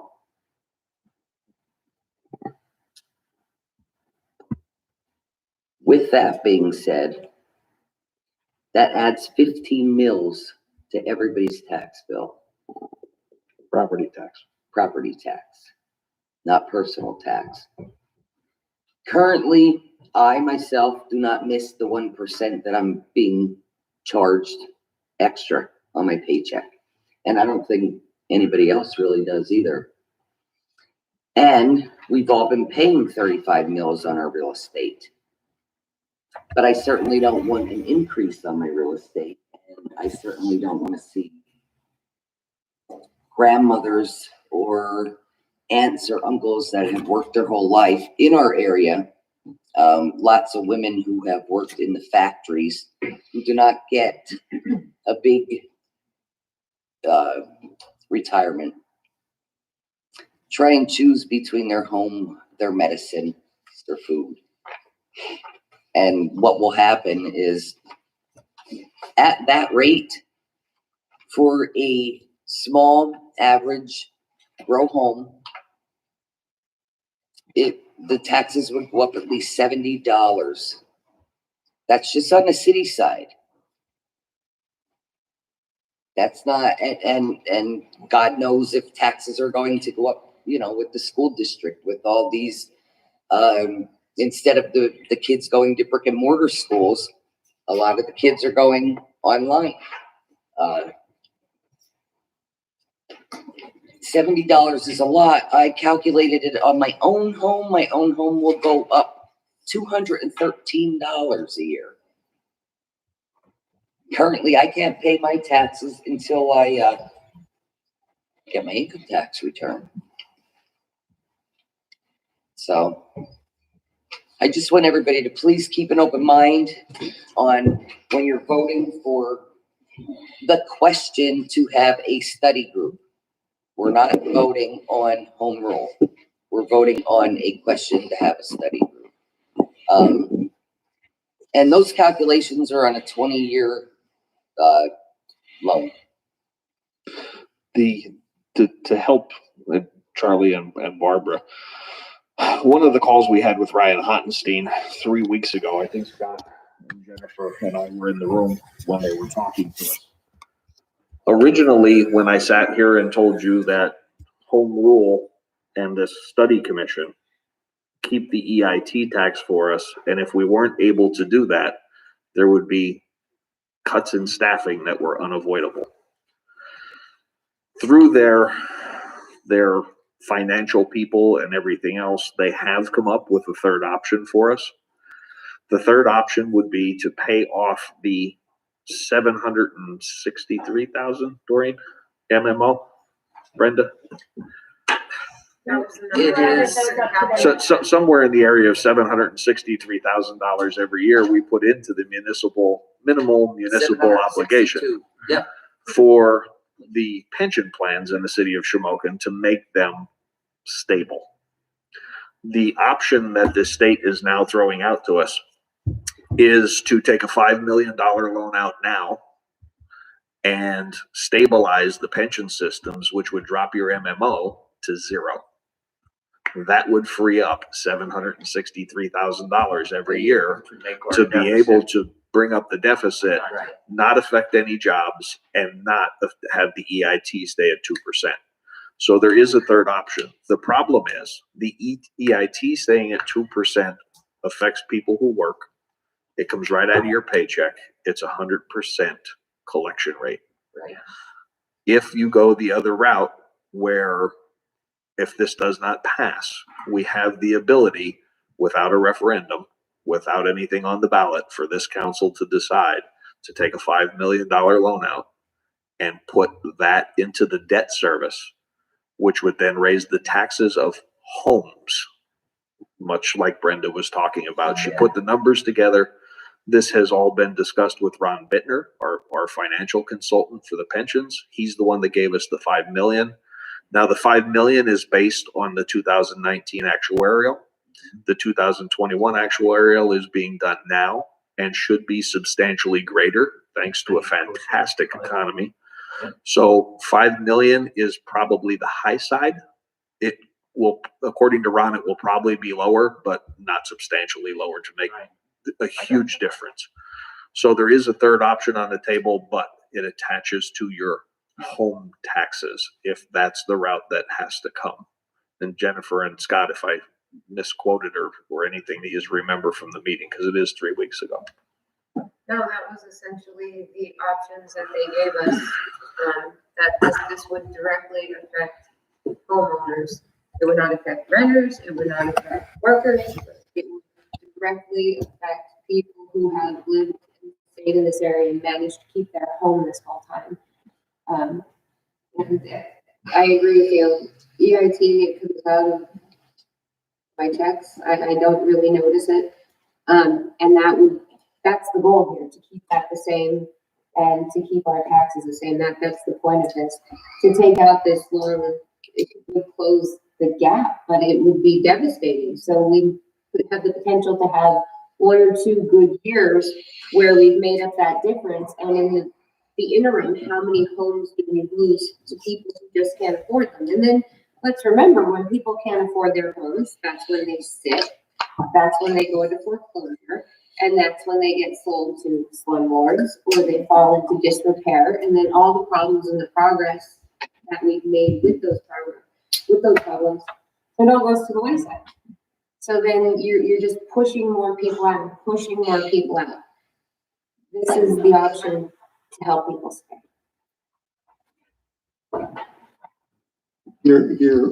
I agree with you. You'll end up with more vacant homes. You'll end up with more X's on them because they'll just fall apart. And we might as well be prepared to take care of the older folks of Shamokin by building, and I have nothing against these facilities like Lincoln Towers and Madison and the Harold Thomas place, because Well, I think part of the problem and what they were trying to help us see and to help us speak about when we go out and speak about these things is that people are tending to look at this as a short-term decision. And they're looking at the short-term consequences.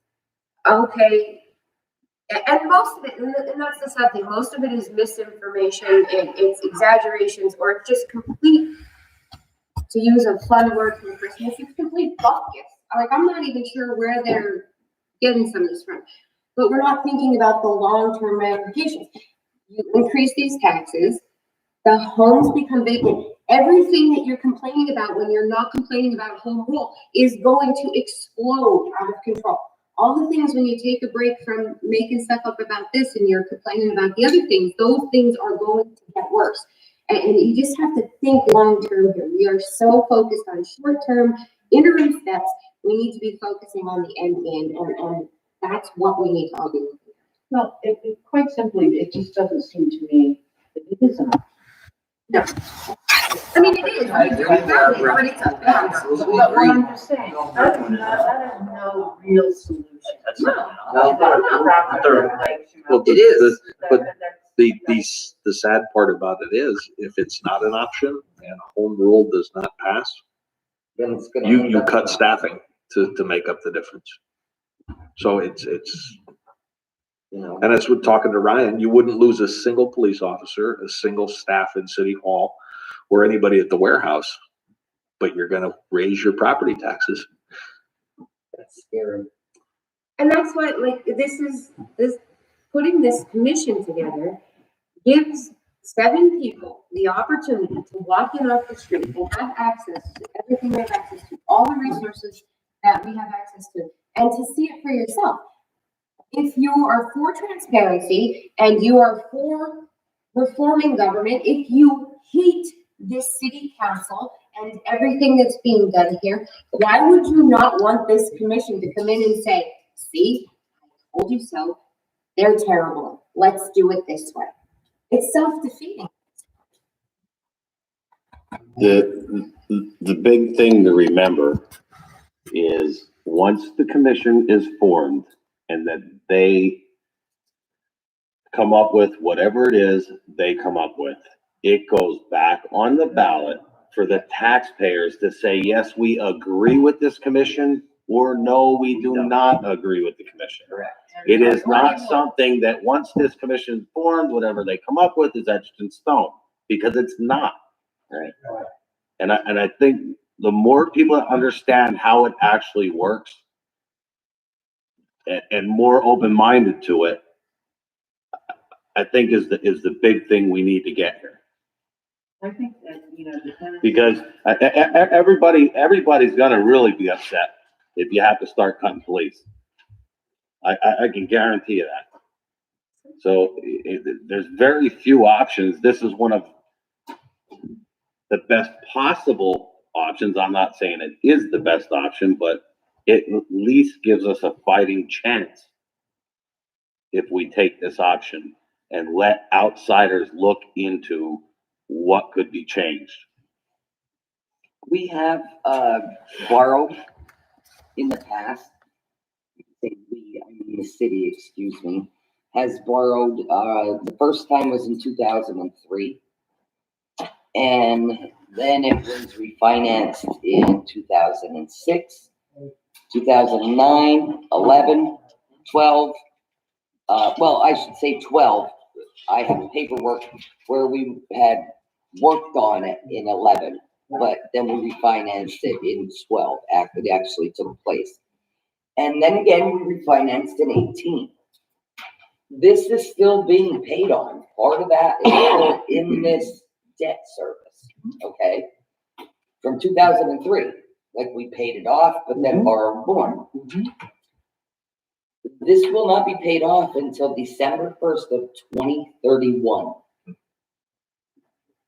The current debt we have. The current, so who wants to borrow another 5 million? Well, I don't even begin to know when in the world it would be paid off. Personally, and I'll probably be dead. Personally, Brenda, and I'll say it publicly, if the home rule doesn't pass, I do. I pledged when I started here, I will not vote to lay a single policeman off. And if I have to take a $5 million loan out to do that, I will. Well, I'm just saying, I mean, I'm hoping it doesn't come to that. And I agree with you. I would hope you would all vote for it then, if home rule doesn't pass.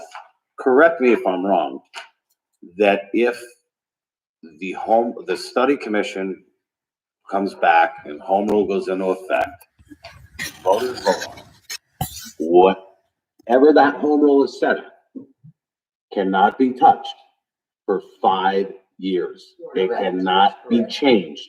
So if the EIT, if they would come back and say, okay, we agree, we need to keep the 2% EIT, but we can drop 5 mils off your property tax, and the voters vote on that, and it passes, that's what it is for 5 solid years. They can't turn around next year and say, well, we're gonna jack it up to 5. We're gonna jack it up to, it is what it is for 5 solid years. It doesn't matter who sits in this seat, they cannot change that. that's the one point, Scott, that I have been, really trying to push. This study commission will make decisions that will stand.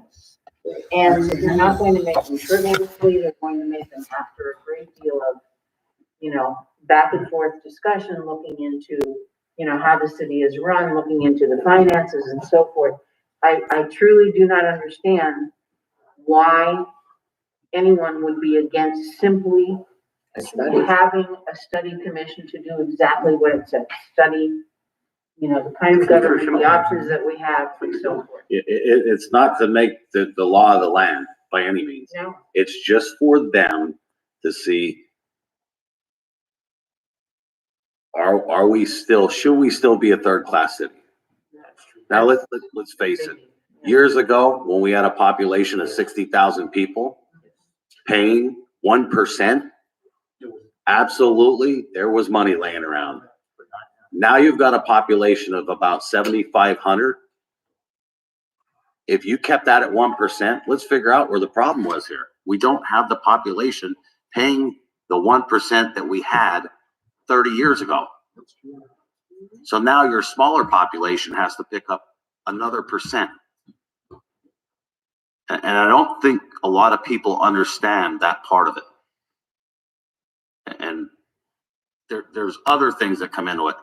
But in the end, if the study commission passes, the taxpayers still have the ultimate say as to, yes, we agree with them, or no, we don't agree with them. All right. Anybody have anything else on that, or we can move on?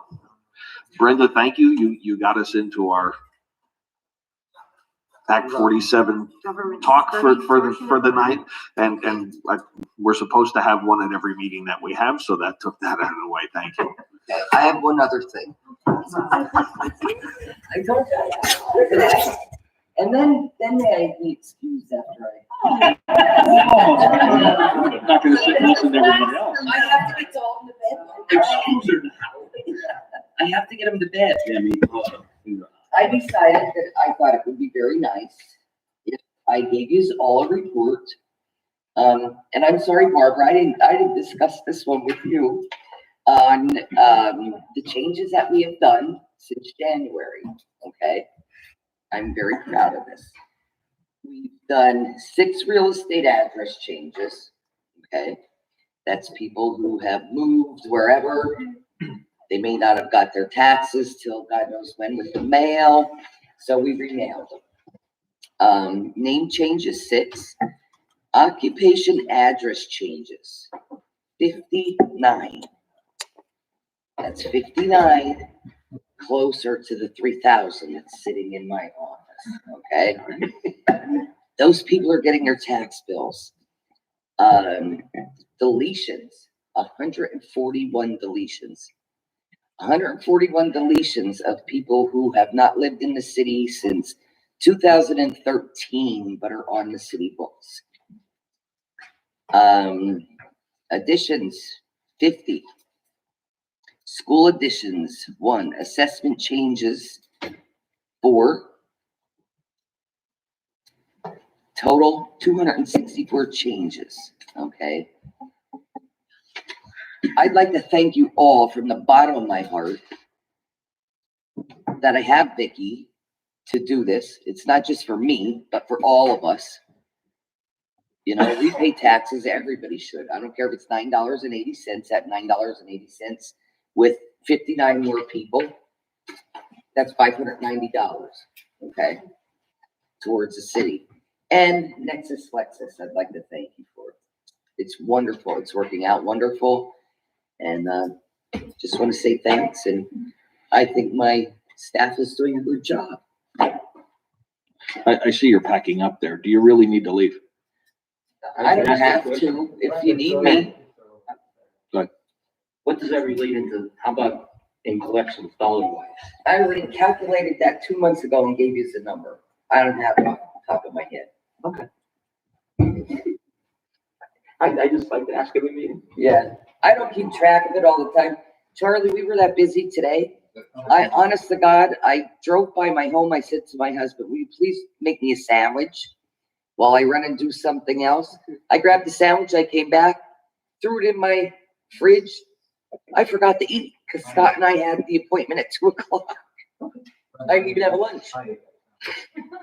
Did you eat it? It was good, wasn't it? I haven't looked down there and didn't have supper yet. See? Do you really need to leave? And the reason I ask is if you do, I have to jump the line here and get something on the table. I would like to. Okay, 2 months ago, you reported that there was a loss of revenue through the codes office for the parking permits. Yes, sir. Okay. Last month, I reported that the chief had done his due diligence, looked into it for me, and reported that, yes, there is money missing through those permits. There is no criminal activity that he saw any reason for the police department or myself to be involved. Have we done anything to recoup that money? Not that I know of, sir. I think too that if I couldn't jump in here, I think that what really bothers me about this whole thing is maybe the vernacular, however we want to express it. There really is no missing. It's not like there was a till with money in it and somebody went and took it. It's a failure to collect. Yes. I want to make that distinction because I think it's very, very important. Right. Yeah, it's a distinction, as I'm sure that and the chief will. That's exactly what he cleared up. There is no money that was I want the taken. public to be totally aware of. There this. is about a $4,000 loss of revenue though, Correct. that we're responsible for. Is there any plan to recoup the money? And secondly, I'll put this to you. Okay. Monday, while I was here for lunch, I got the phone call.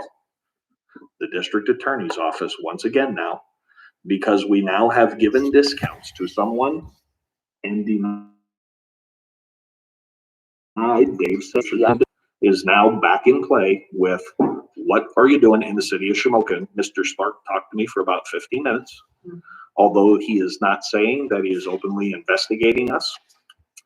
Now the question comes up that if discounts were now given after we denied Mr. Sage, he wants to know what we're gonna do, and I should report back to him. And if discounts were given and we're okay with that and not going to try and recoup the money, you have about 300 other people that you better give discounts to or send money to from last year. Because again, the district attorney's office is now asking why you denied one person but allowed 33 others to have it. Well, first of all, I think it's a decision for mayor and council, but I'm going to put my 2 cents in like I usually do. You're the one that discovered it. Thank you. That we are in the situation that we're in with Mr. Sage. And you know what he caused more than once.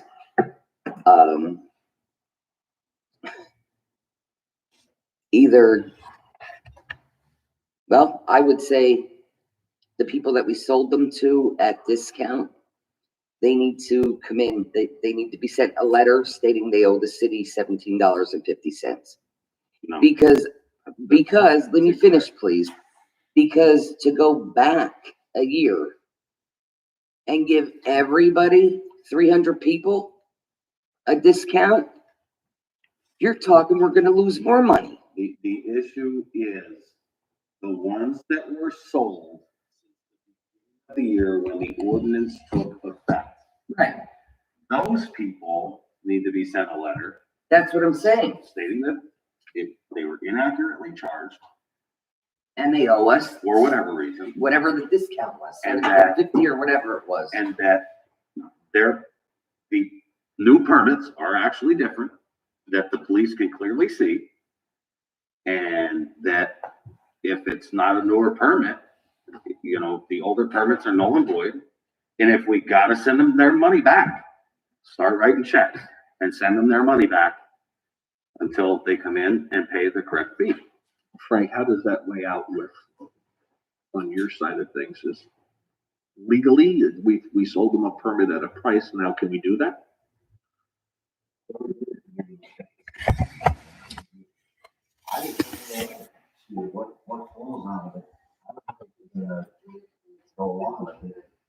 You can absolutely, because on the new permits, correct me if I'm wrong, Doreen, they say something about see reverse side and, They're different color. oh, we changed the color altogether. Okay. So the ones that received the permits are a different color. The ones that got discounts this year are different color We than, added parts to the ordinance on the new permits. We started with a new color. okay. So they're gonna be completely different. I think But it's aside of that, the new ones also have printing on the reverse side, which on the front obviously side. the meter clerks aren't gonna see that. It's on the front Oh, side. did we put it on? I the couldn't front. remember. I know we were What do worried you about fitting it. We did, we fit it in. So on the it's bottom. on there. Mhm. So if the meter clerks don't see one with the extra on it, then, or that color, then they know that that will be. Okay.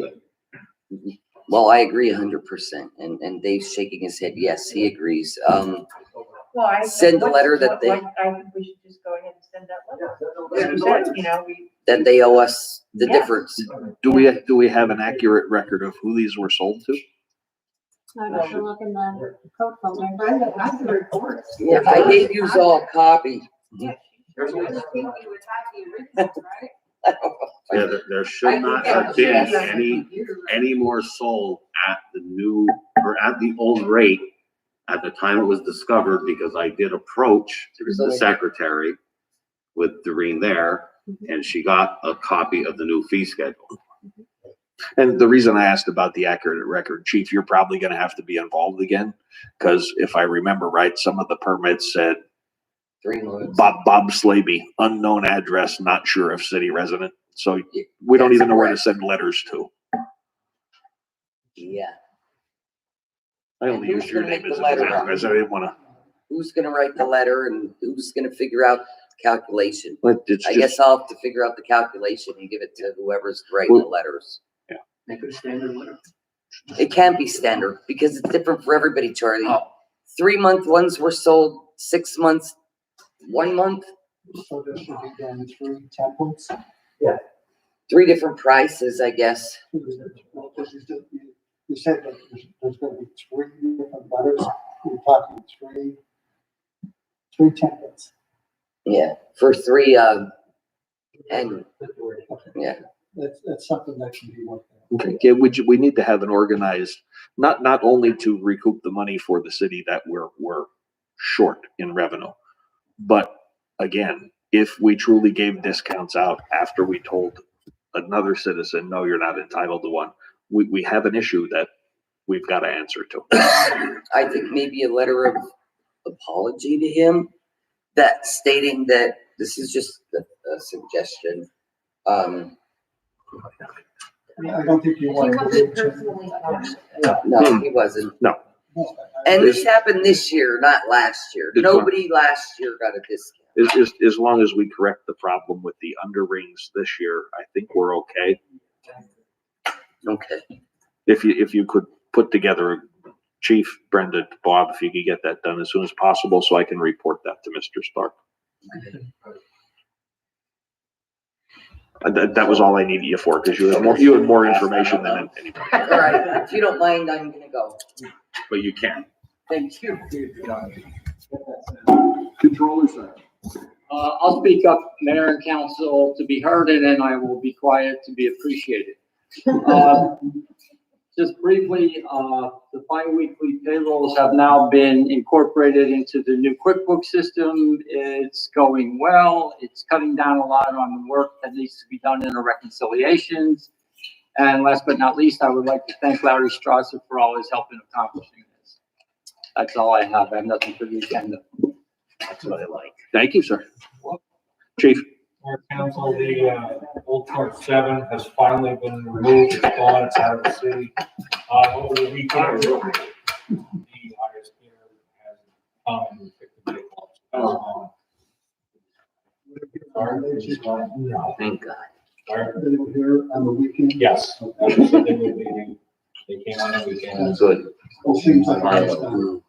Took the vehicle. One of our cars are slated on March 8th for a second LPR installation, which is the license plate readers, the cameras on the car. The new cruiser, which was ordered, that's also slated to go in next week for upfitting. Expect that vehicle to be on the road and operable by the end of the month. And finally, we had an officer complete SFST training as well. See, is there gonna be another car? Once that other one arrives? Should be. Yes. You have one in mind too, I suppose? I have a couple in mind. I have to figure out which is the worst of the worst. You go to race car? No, I'm trying to, for years I can't. Yeah. Anything else, sir? No, sir. Chief, the police testing status? Yes, I'm glad you reminded me of that. Tomorrow at 6 o'clock, the Smoking Civil Service Commission, will put on a police test for 9 applicants,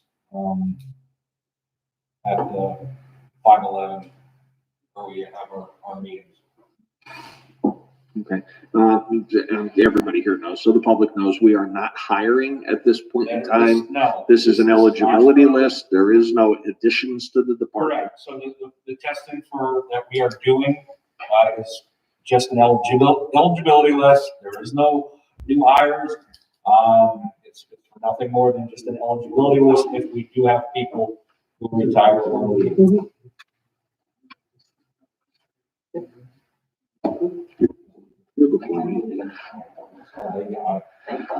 All right, Chief, thank you. If Thank you. you need anything, let me know. I'll stop over and give my normal speech 5 minutes before the test. Solicitor? At Monday's meeting coming up, we're going to have the first reading of the vacant property orders. That was the one that was passed last year, and it was not advertised in the proper amount of time. And it was advertised later, but as an excess of caution, in case someone wants to challenge it, it's better to have a first reading this Monday, second reading in April, properly advertised, put downstairs in the City Hall, so people can see it. And then we're not having a problem.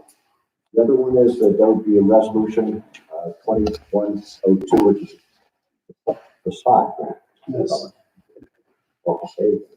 That's all. Thank you, sir. The facade grant will probably be the same as it was last year, I assume, with everything. Okay.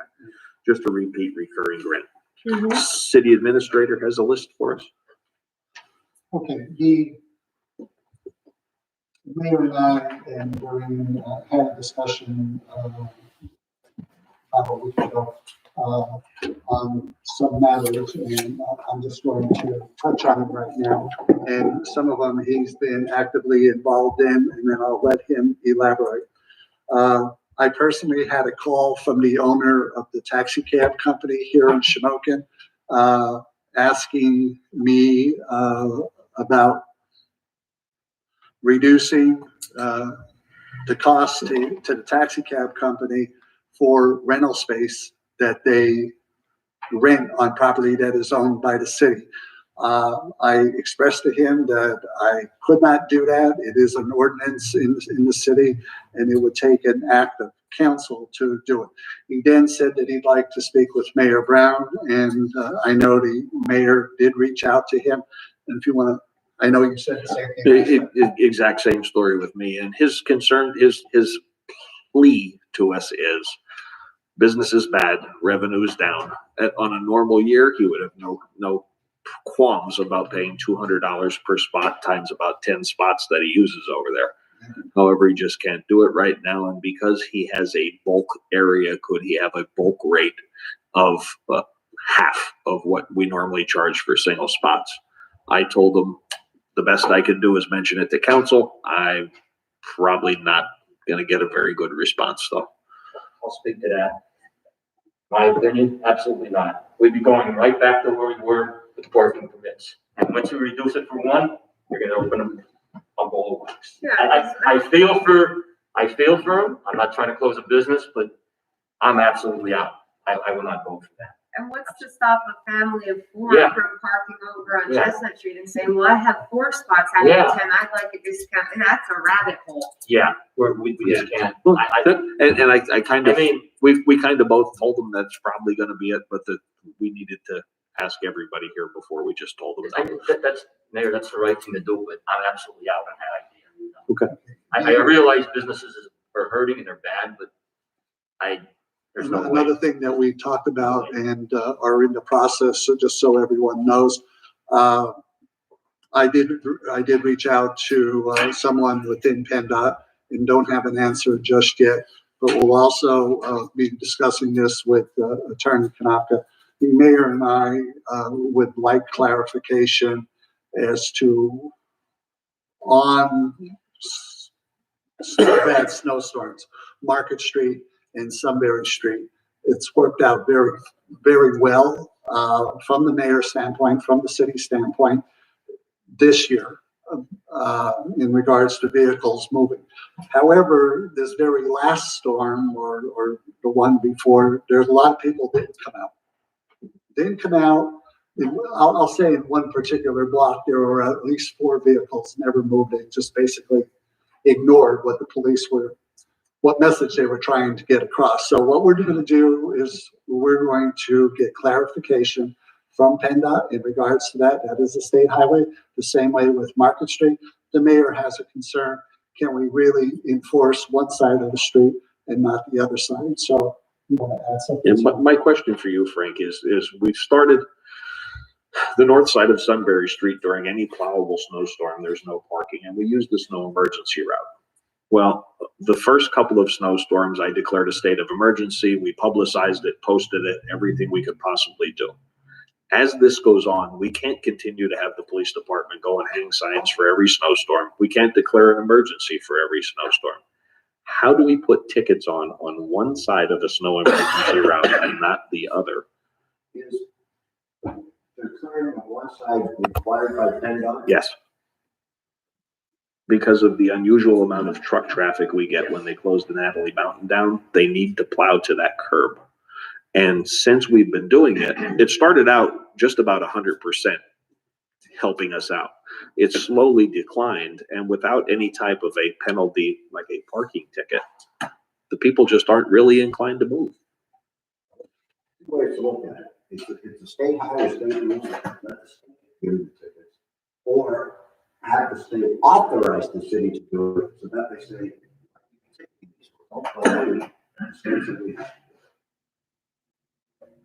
Do we need some type of a separate ordinance for the ticket to be written to, or? You have to snow emergency route. Mhm. And then I might see snow emergency, I can move my car off the street. If the state says that has to be cleared, and we will authorize you, as the city of Shamokin, to ticket anyone over there in violation of snow emergency route, then technically the city's off the hook, and the state is the one who's going to be considered the bad guy. However, though, like the mayor's saying, that entire street is posted as a snow emergency route. Can you ticket one side and not the other? Well, the state only wants these one side cleared. That's all they want, but they have both sides posted as a snow emergency route. That's what where the hang up is. Frank, that we're trying to figure out. yeah. Like me and Scott were saying downstairs, we understand the driving lanes naturally. I can see your point. But this whole thing came about was PennDOT's decision to shut down that mountain. And my question is this: what about 20 years ago, 30 years ago, all the big storms we had? It wasn't done then. All of a sudden now, we get sleet and freeze and rain. The message boards are up there. Everything's coming through Shamokin. And it actually is very dangerous to have them big rigs coming down Sunbury Street. There's not enough room during a snowstorm. I mean, I know the residents of Sunbury Street, because I fielded a lot of calls, are very upset. Again, though, the mayor and this council didn't do this. We didn't do this. Okay. Yes, that's pretty much what it is. They asked us. That's why I suggest have the state tell the city in writing that you must ticket. If you want to doing a snow emergency route, and people on the north side say, why don't you ticket on the other side? Well, the state says you don't have to ticket your side. So I will contact them. Yeah, we need a clear. And I will get something in writing from them as to what they. Yeah. Then we can go from there. Yeah. If they don't. Well, I hear you, but really, if we wouldn't have started doing what this man implemented back in December with the snow, I think the very last one, you would have had real serious parking problems on Sunbury Street because the travel lane would have shrunk considerably. But because the police went out at his request and posted the street, I think 3 times during those 3 or 4 of the big snowstorms, helped considerably.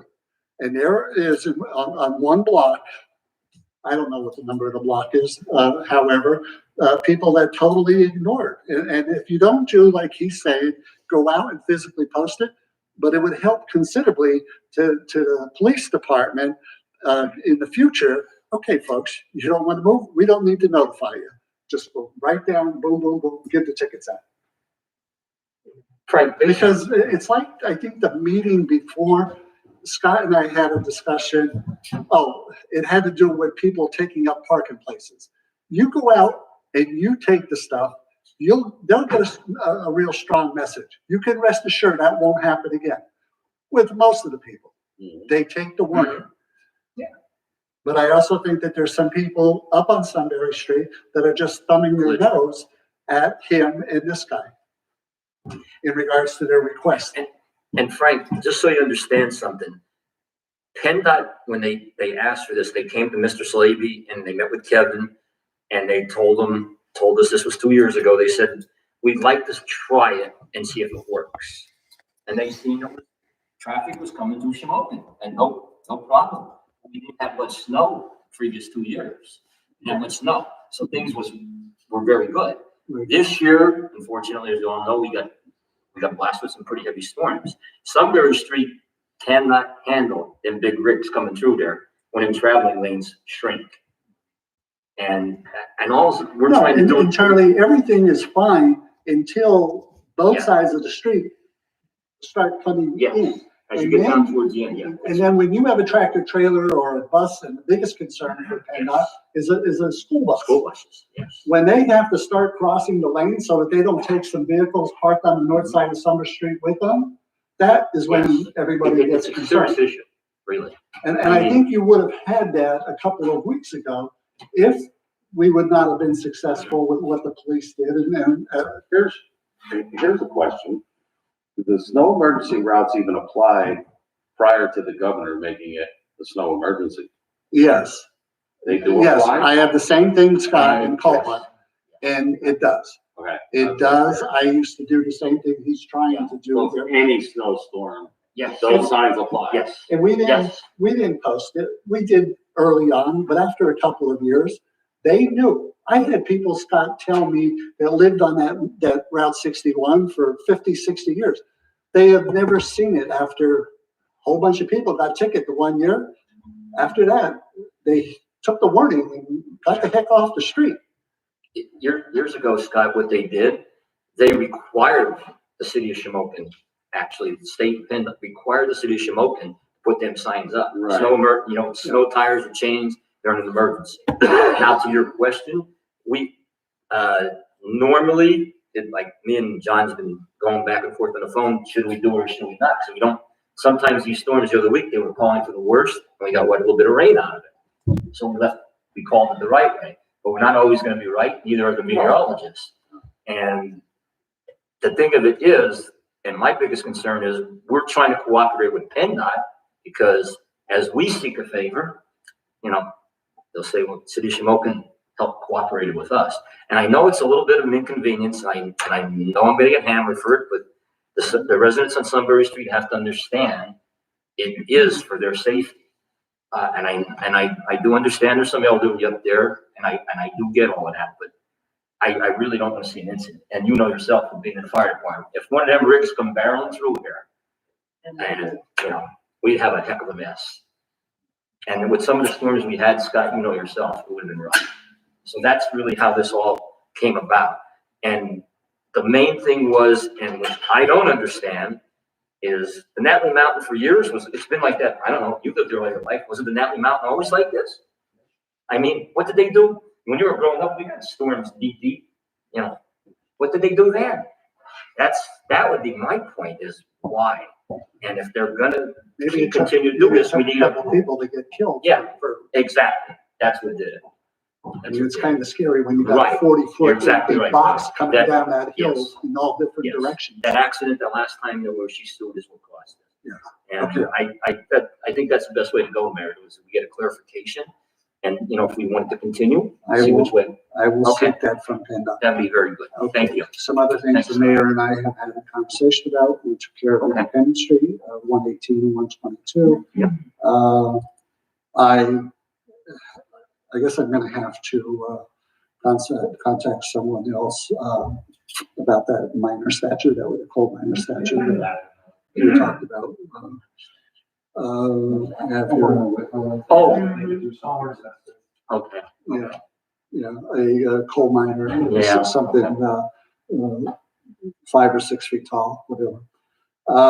What council needs to give me some direction on is going back to the end of last year. We suspended, I believe it was in November, our code book. You remember that process where we were coming in and doing that? We need to pick that ball up and start bouncing again. Here's the situation. and Frank, you definitely don't know this, but we are redoing our code book, okay? And I don't have any of that stuff here, but the bottom line is council decided when we had to sit down and deal with this, they decided to pay Attorney Revito, okay, a stipend for doing it. We were like would you say halfway through? Yeah, somewhere. Halfway through, we were heading for the Thanksgiving holiday and so forth. It was something that we all decided that we should have an attorney involved in doing this. And it went very well. It was going very well. We suspended it because of the holidays, figuring we'd get back to it. Right after that, we never did. And so we need to get this machine cranking and deal with it. I guess I can go to Attorney Revito and ask for the stuff back, or somebody can go to him and get the stuff back. But we need to get going. Thank you. I hope you're turning it down. Did you complete it? No, it's not completed because we didn't have any more. And I'm not pointing the finger at anybody. We need to get this going again. So do you want attorney? And again, this is not an official vote, but I believe we should have our current solicitor involved with this process, and move it along. I think you actually get together on this one. You're right, I don't know anything about it. No. We can sit down, I can find out more in depth what was done, what else we done. Does council have any other ideas? Yeah, I agree. We need to start focusing attention back on it. These people are waiting for a response for us to put this book back together. Are we okay with what we've done to, where Vince left Well, off? see, that's, Okay, that was my question in the whole thing. If Vince is halfway, yeah, it's like 113 pages. do we start all over again with Frank and get his opinions on the ones that are already talked about? Do you stay with Vince and finish the book, or do you go half and half and just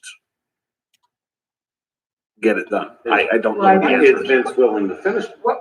I have no idea. I was gonna say. Well, I think the two of them need to get together and, Yeah. you know, Let Frank needs to them know get what to see. the heck he's really talking Yeah, about. if Vince wants to finish, let him finish it, get it done.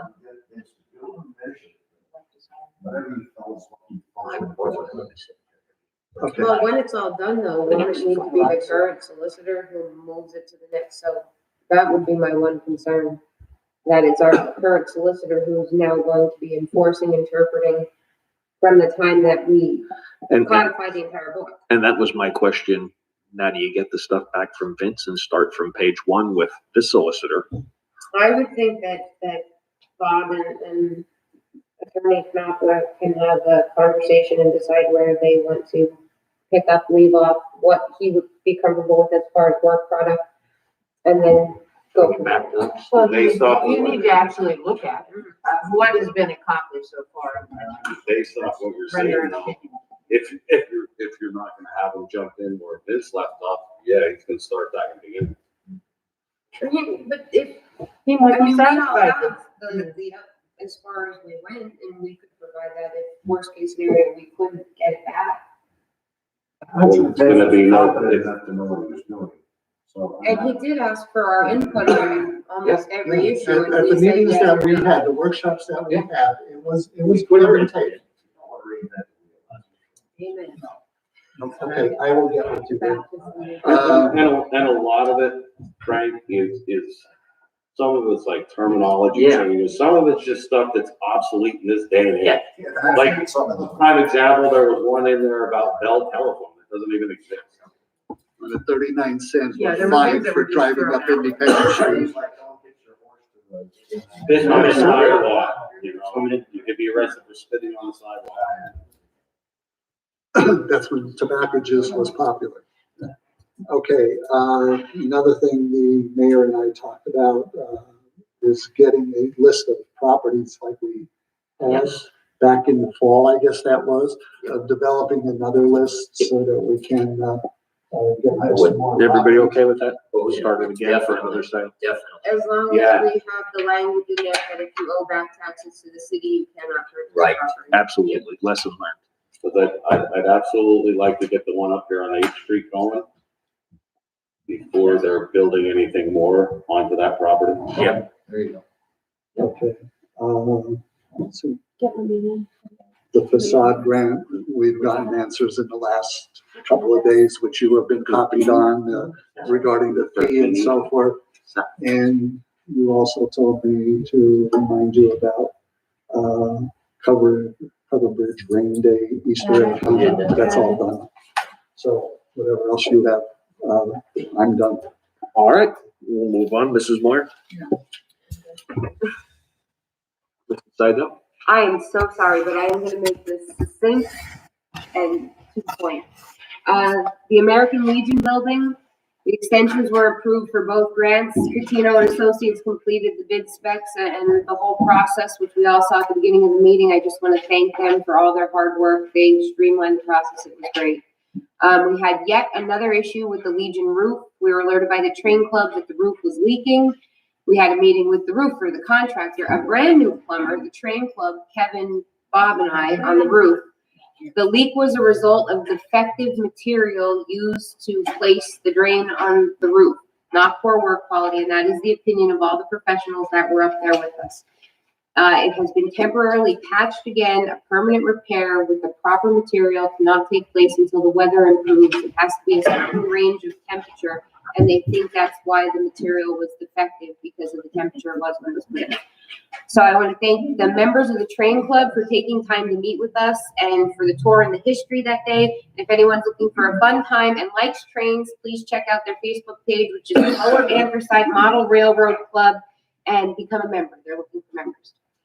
The Schmoken Community Gardens, members of that have been in contact with me concerning seating and benches in the community gardens and using the money that we got to replace the benches and tables throughout town to get some seating where none exists at this point before we look to replace the seating that we have in town. So I am working with them.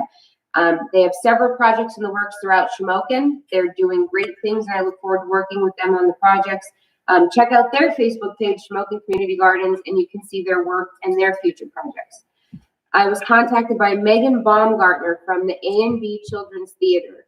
They would like to have an event at Claude Kaler Park on Saturday, May 22nd at 2 o'clock. The show is supposed to last about an hour. They would need the streets closed an hour before and until an hour after to set up and take everything down. They're also asking for a rain date of Sunday, May 23rd. So if everybody is agreeable, I will send that to Doreen for a motion on Monday. And Doreen, I have these all typed up. I will email them to you. Thank you. They did say, though, that if another group wanted to sell concessions that day before and after the show, they would offer that opportunity to a vendor, a local vendor, because they won't be doing that. So just get in contact with me or with Megan from the A&B Children's Theater if you're interested in concessions that day. The lights in the city. We should, God willing, be out. Hopefully the snow is gone from Market Street in the parks to take down the garland and the bows. We're going to restring and repair the lights, but we are going to keep them up without the garland and the bows for a little longer, and possibly add some more lights throughout the city. So if you see little pops at night, whether it be Claude Kaler or other poles, that will be exterior illumination artists running around town adding more lights. Because of the positive feedback that we received about the landscape behind City Hall, we've decided to keep that up maybe as a year-long project, but change it seasonally. So there will be a change coming in time for the shenanigans down on 8th Street. So we'll be working on that, and hopefully I will not be in the creek bed this time. The Curbstone Market. There is a group of people working on bringing the Curbstone Market back. I had a meeting with them. They made minor changes to the ordinance to update the language and to change the fees, the dates, and times to be set by resolution. We pretty much went through the whole thing, took out all the language referring to slaughtering of animals and all that fun stuff, made it a little more user-friendly. So with council's okay, I would like to send that to our solicitor just for a once over. It's the framework of the old ordinance, it's just updated, and we did take out specific dates and times, and it will read to be set by resolution, and then the resolution will be provided separately. So then I'm asking that once we get all that done, we can put that on the agenda so that they can get started with their market. It's a very exciting project, and I'm really looking forward to seeing what they're doing to bring it back. Music in the Park we covered, and Read Across America. So I hope everyone takes some time this week, like more than we had tonight, to read, whether it be for yourself or to a child or a senior citizen, just read. Reading can open up new worlds. It can introduce you to new people. You can travel, and these places are forever in your imagination. You can learn things, you can explore, and you never have to leave your home. So that's the power that reading gives you, and it's Read Across America. So even if you just read an extra article in the newspaper, read something in a magazine, read a book, just read, just a little bit. So I have two final thoughts about all the volunteerism and community involvement, and it ties back to Read Across America Week. I'm very blessed to be involved with a lot of work that's going on in the city right now because I get to be the director of parks and buildings and recreation. So this quote, and I actually can't wait to go home and see the mayor read it, just keeps sticking in my head. It's been there all week, and when we're out working, it's always there. So unless someone like you cares a whole awful lot, nothing is going to get better. It's not. That wise little critter, the Lorax, he really had some good lessons to teach us. And the very last thing is, it's not what it is. It's about what it can become. And that's at least why I show up here. It's why I did this. It's why I come here. Because it's about what it can become. So read, and thank you. I tried. I'm going to jump on your Read Across America. Tonight, as a sample for learning how to use this platform, I read the Lorax, and it's posted on the site. I've asked each council member if they have time. The school district this year, with everything going on, is the first time we haven't gotten to go and actually read to the kids. It's one of the things that I truly enjoy in life, and I draw inspiration from Dr. Seuss books. I've used it at meetings. The quotes that Jennifer just used, I think I've used at zoning board hearings. So log into our site every now and then and look, maybe you see another council member or city staff member read a book to a child. I'm just bouncing off your Read Across America. Just read. But no, I'm good. I'm done. Thank you. Mr. Verano. I'll try and be brief, Mayor. First of all, I want to thank everybody.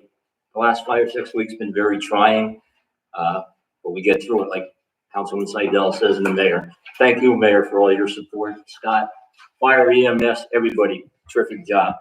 I also want to thank Mr. Catino, the Votech School. We had an issue with a truck during the last storm. We called him. He authorized the repair immediately, got the truck back on the road. So many thanks to him. I believe the instructor was Mr. Bradley and his students. So Bob, I appreciate it. Nice thank you to the Montgomery County Votech School. Mayor, I believe basically we put our plan into effect, and for the most part it worked. I want to thank the residents of Shamokin. Most of them through this, some were overbearing, but most of them were kind. I believe there were incidents from my understanding, so that's very good. I also, Mayor, there's tons of people, but they don't want to be identified. I want to thank the numerous businesses out there that donated coffee to the Department of Public Works when they're not working. So many thanks to them. The only other thing I have, Mayor, is to put on the agenda is the sweeper schedule to be approved on Monday night. That's it. That's all I have. And thank you all for everything. Charlie, again, with the snowstorms and the removal, you proved to us that we are capable. We have good men, you have good equipment now, and we are capable of doing the snow removal without large costs to the city. Yes. Again, thank you to everybody. It was, yes. It proved the point this time, but. Well, it could be done. And again, it's something for the citizens of Shamokin to remember. If you don't have the equipment, you can't do it. So I don't want to elaborate much more than that, but I would ask them all to please, when they do go on May 18th, please think first. Don't think about the past, think about the future. And that's all I'm gonna say on that. Thank you very much, though, everybody. Thank you, sir. You're welcome. Mr. Rowe? Just one or two things, Mayor. Are we gonna advertise for a code secretary? For a code secretary?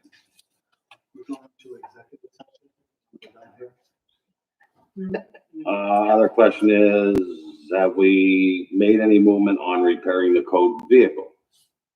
Yes, I believe I, told last week, I can double check, that is a test, so it was supposed to be some time ago. It is, it's there. Yeah, they were looking for it for the police department the other night. Okay, sorry about that, I thought Kevin, because he asked me. Let me just, I said, yeah. The only other thing is, if you haven't seen the newspaper, we did receive our CDBG COVID grant, equipment for the fire department that we put in for, the 4 extractors, the numerous masks, the cartridges, and that stuff. Chief, I'll get with you about that later, about that then. This is where we're gonna see if we can help you out a little bit with that. But we received all that, hasn't been distributed yet. Hopefully here in the next week or so, we can start, getting that out. That's all I have there. Wonderful, thank you, sir. I'll try and be as quick as possible. Right now, we're starting the demolition phase for the Illumination Station down there.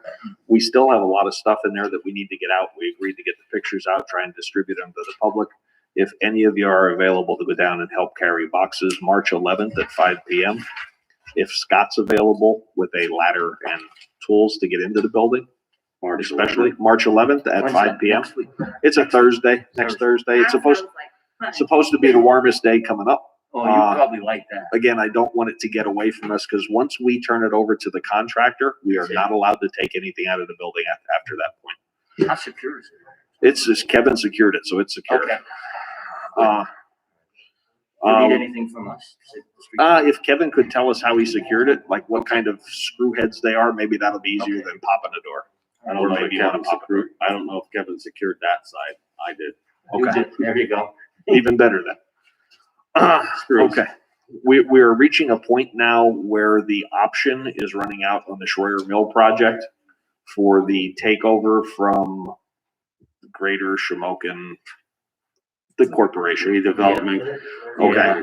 I've been looking into it a little bit, and as the expiration comes up, which is sometime either this spring or in the summertime, we should probably, and I would like to ask council to send a letter to the county commissioners that if any extension, alteration, anything goes on to try and extend that option on that property, we put a stop to it and do not let the commissioners approve it like happened last time. That property needs to be put into the hands of the city of Shamokin or a developer that is able to get the ball across the goal line and have some type of a project going on up there. It's been 3 years now that this option's been sitting. There's not even any ideas coming to the city of Shamokin of what can go up there. There's been no meetings with us to say, hey, here's what we've come up with. I would like it on the agenda that we put some type of formal letter together to stop any further options, things going on with that property that we don't have our hands in and some kind of control over. Is a letter enough, or do we need to go to a commissioner's meeting? I think the letter is appropriate. They are aware of this situation. They're also, No, I understand they're aware, but if it would help, I would go to the meeting and reiterate the letter, because it's. okay, well, how about you come by here and we'll make a phone call to the chief clerk of the county commissioners. Is that a road trip? Pardon me? And we can look into that. I think we gotta move on it though. We can't. What's that? We gotta move on this.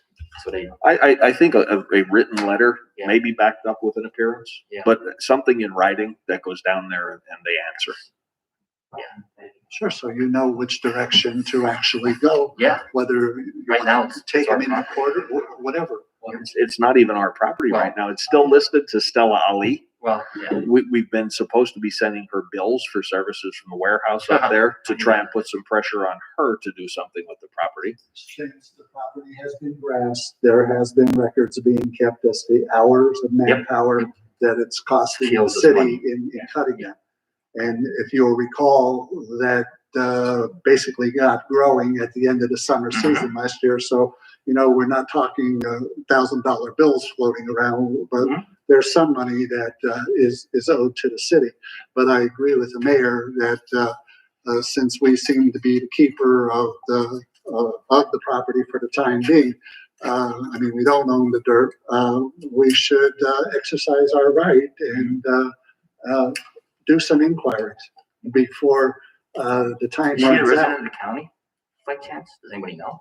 She's a New York resident, last I knew, and then has no claims to the property I whatsoever. think the county solicitor has tried to deal with her on a number of occasions, and it is just a moot issue. And I think that's how the county's been able to maneuver this property and this process over the last couple of years. I would just like to support the mayor. I think that's a fantastic idea. Get some documentation down that the city has control over what's going to happen. Right. So, Oh.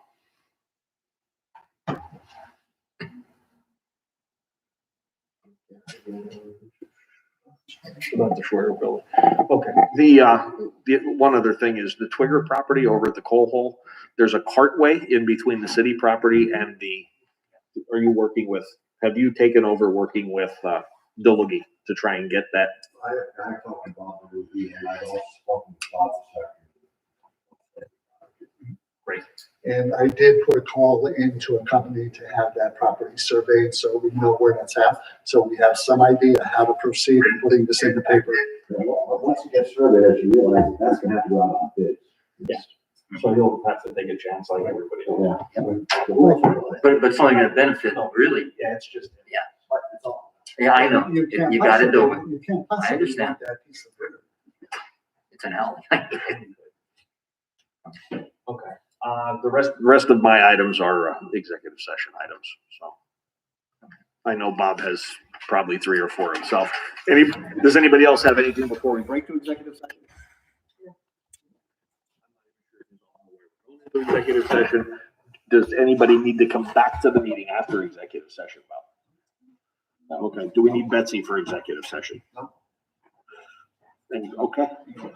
The folks, just to let you know, we'll be adjourning we won't be adjourning until after executive session. We'll be going into executive session to discuss, my items are contracts, Bob's are personnel. We'll be, adjourning immediately after coming back to the meeting from executive session. There will be no further business or anything else talked about after executive session. Thank you for attending tonight. I hope the new platform worked out well. Please give us your feedback so we know if we need to make any changes. If you all get a chance to look at this, Monday, because EDA meets on Tuesday,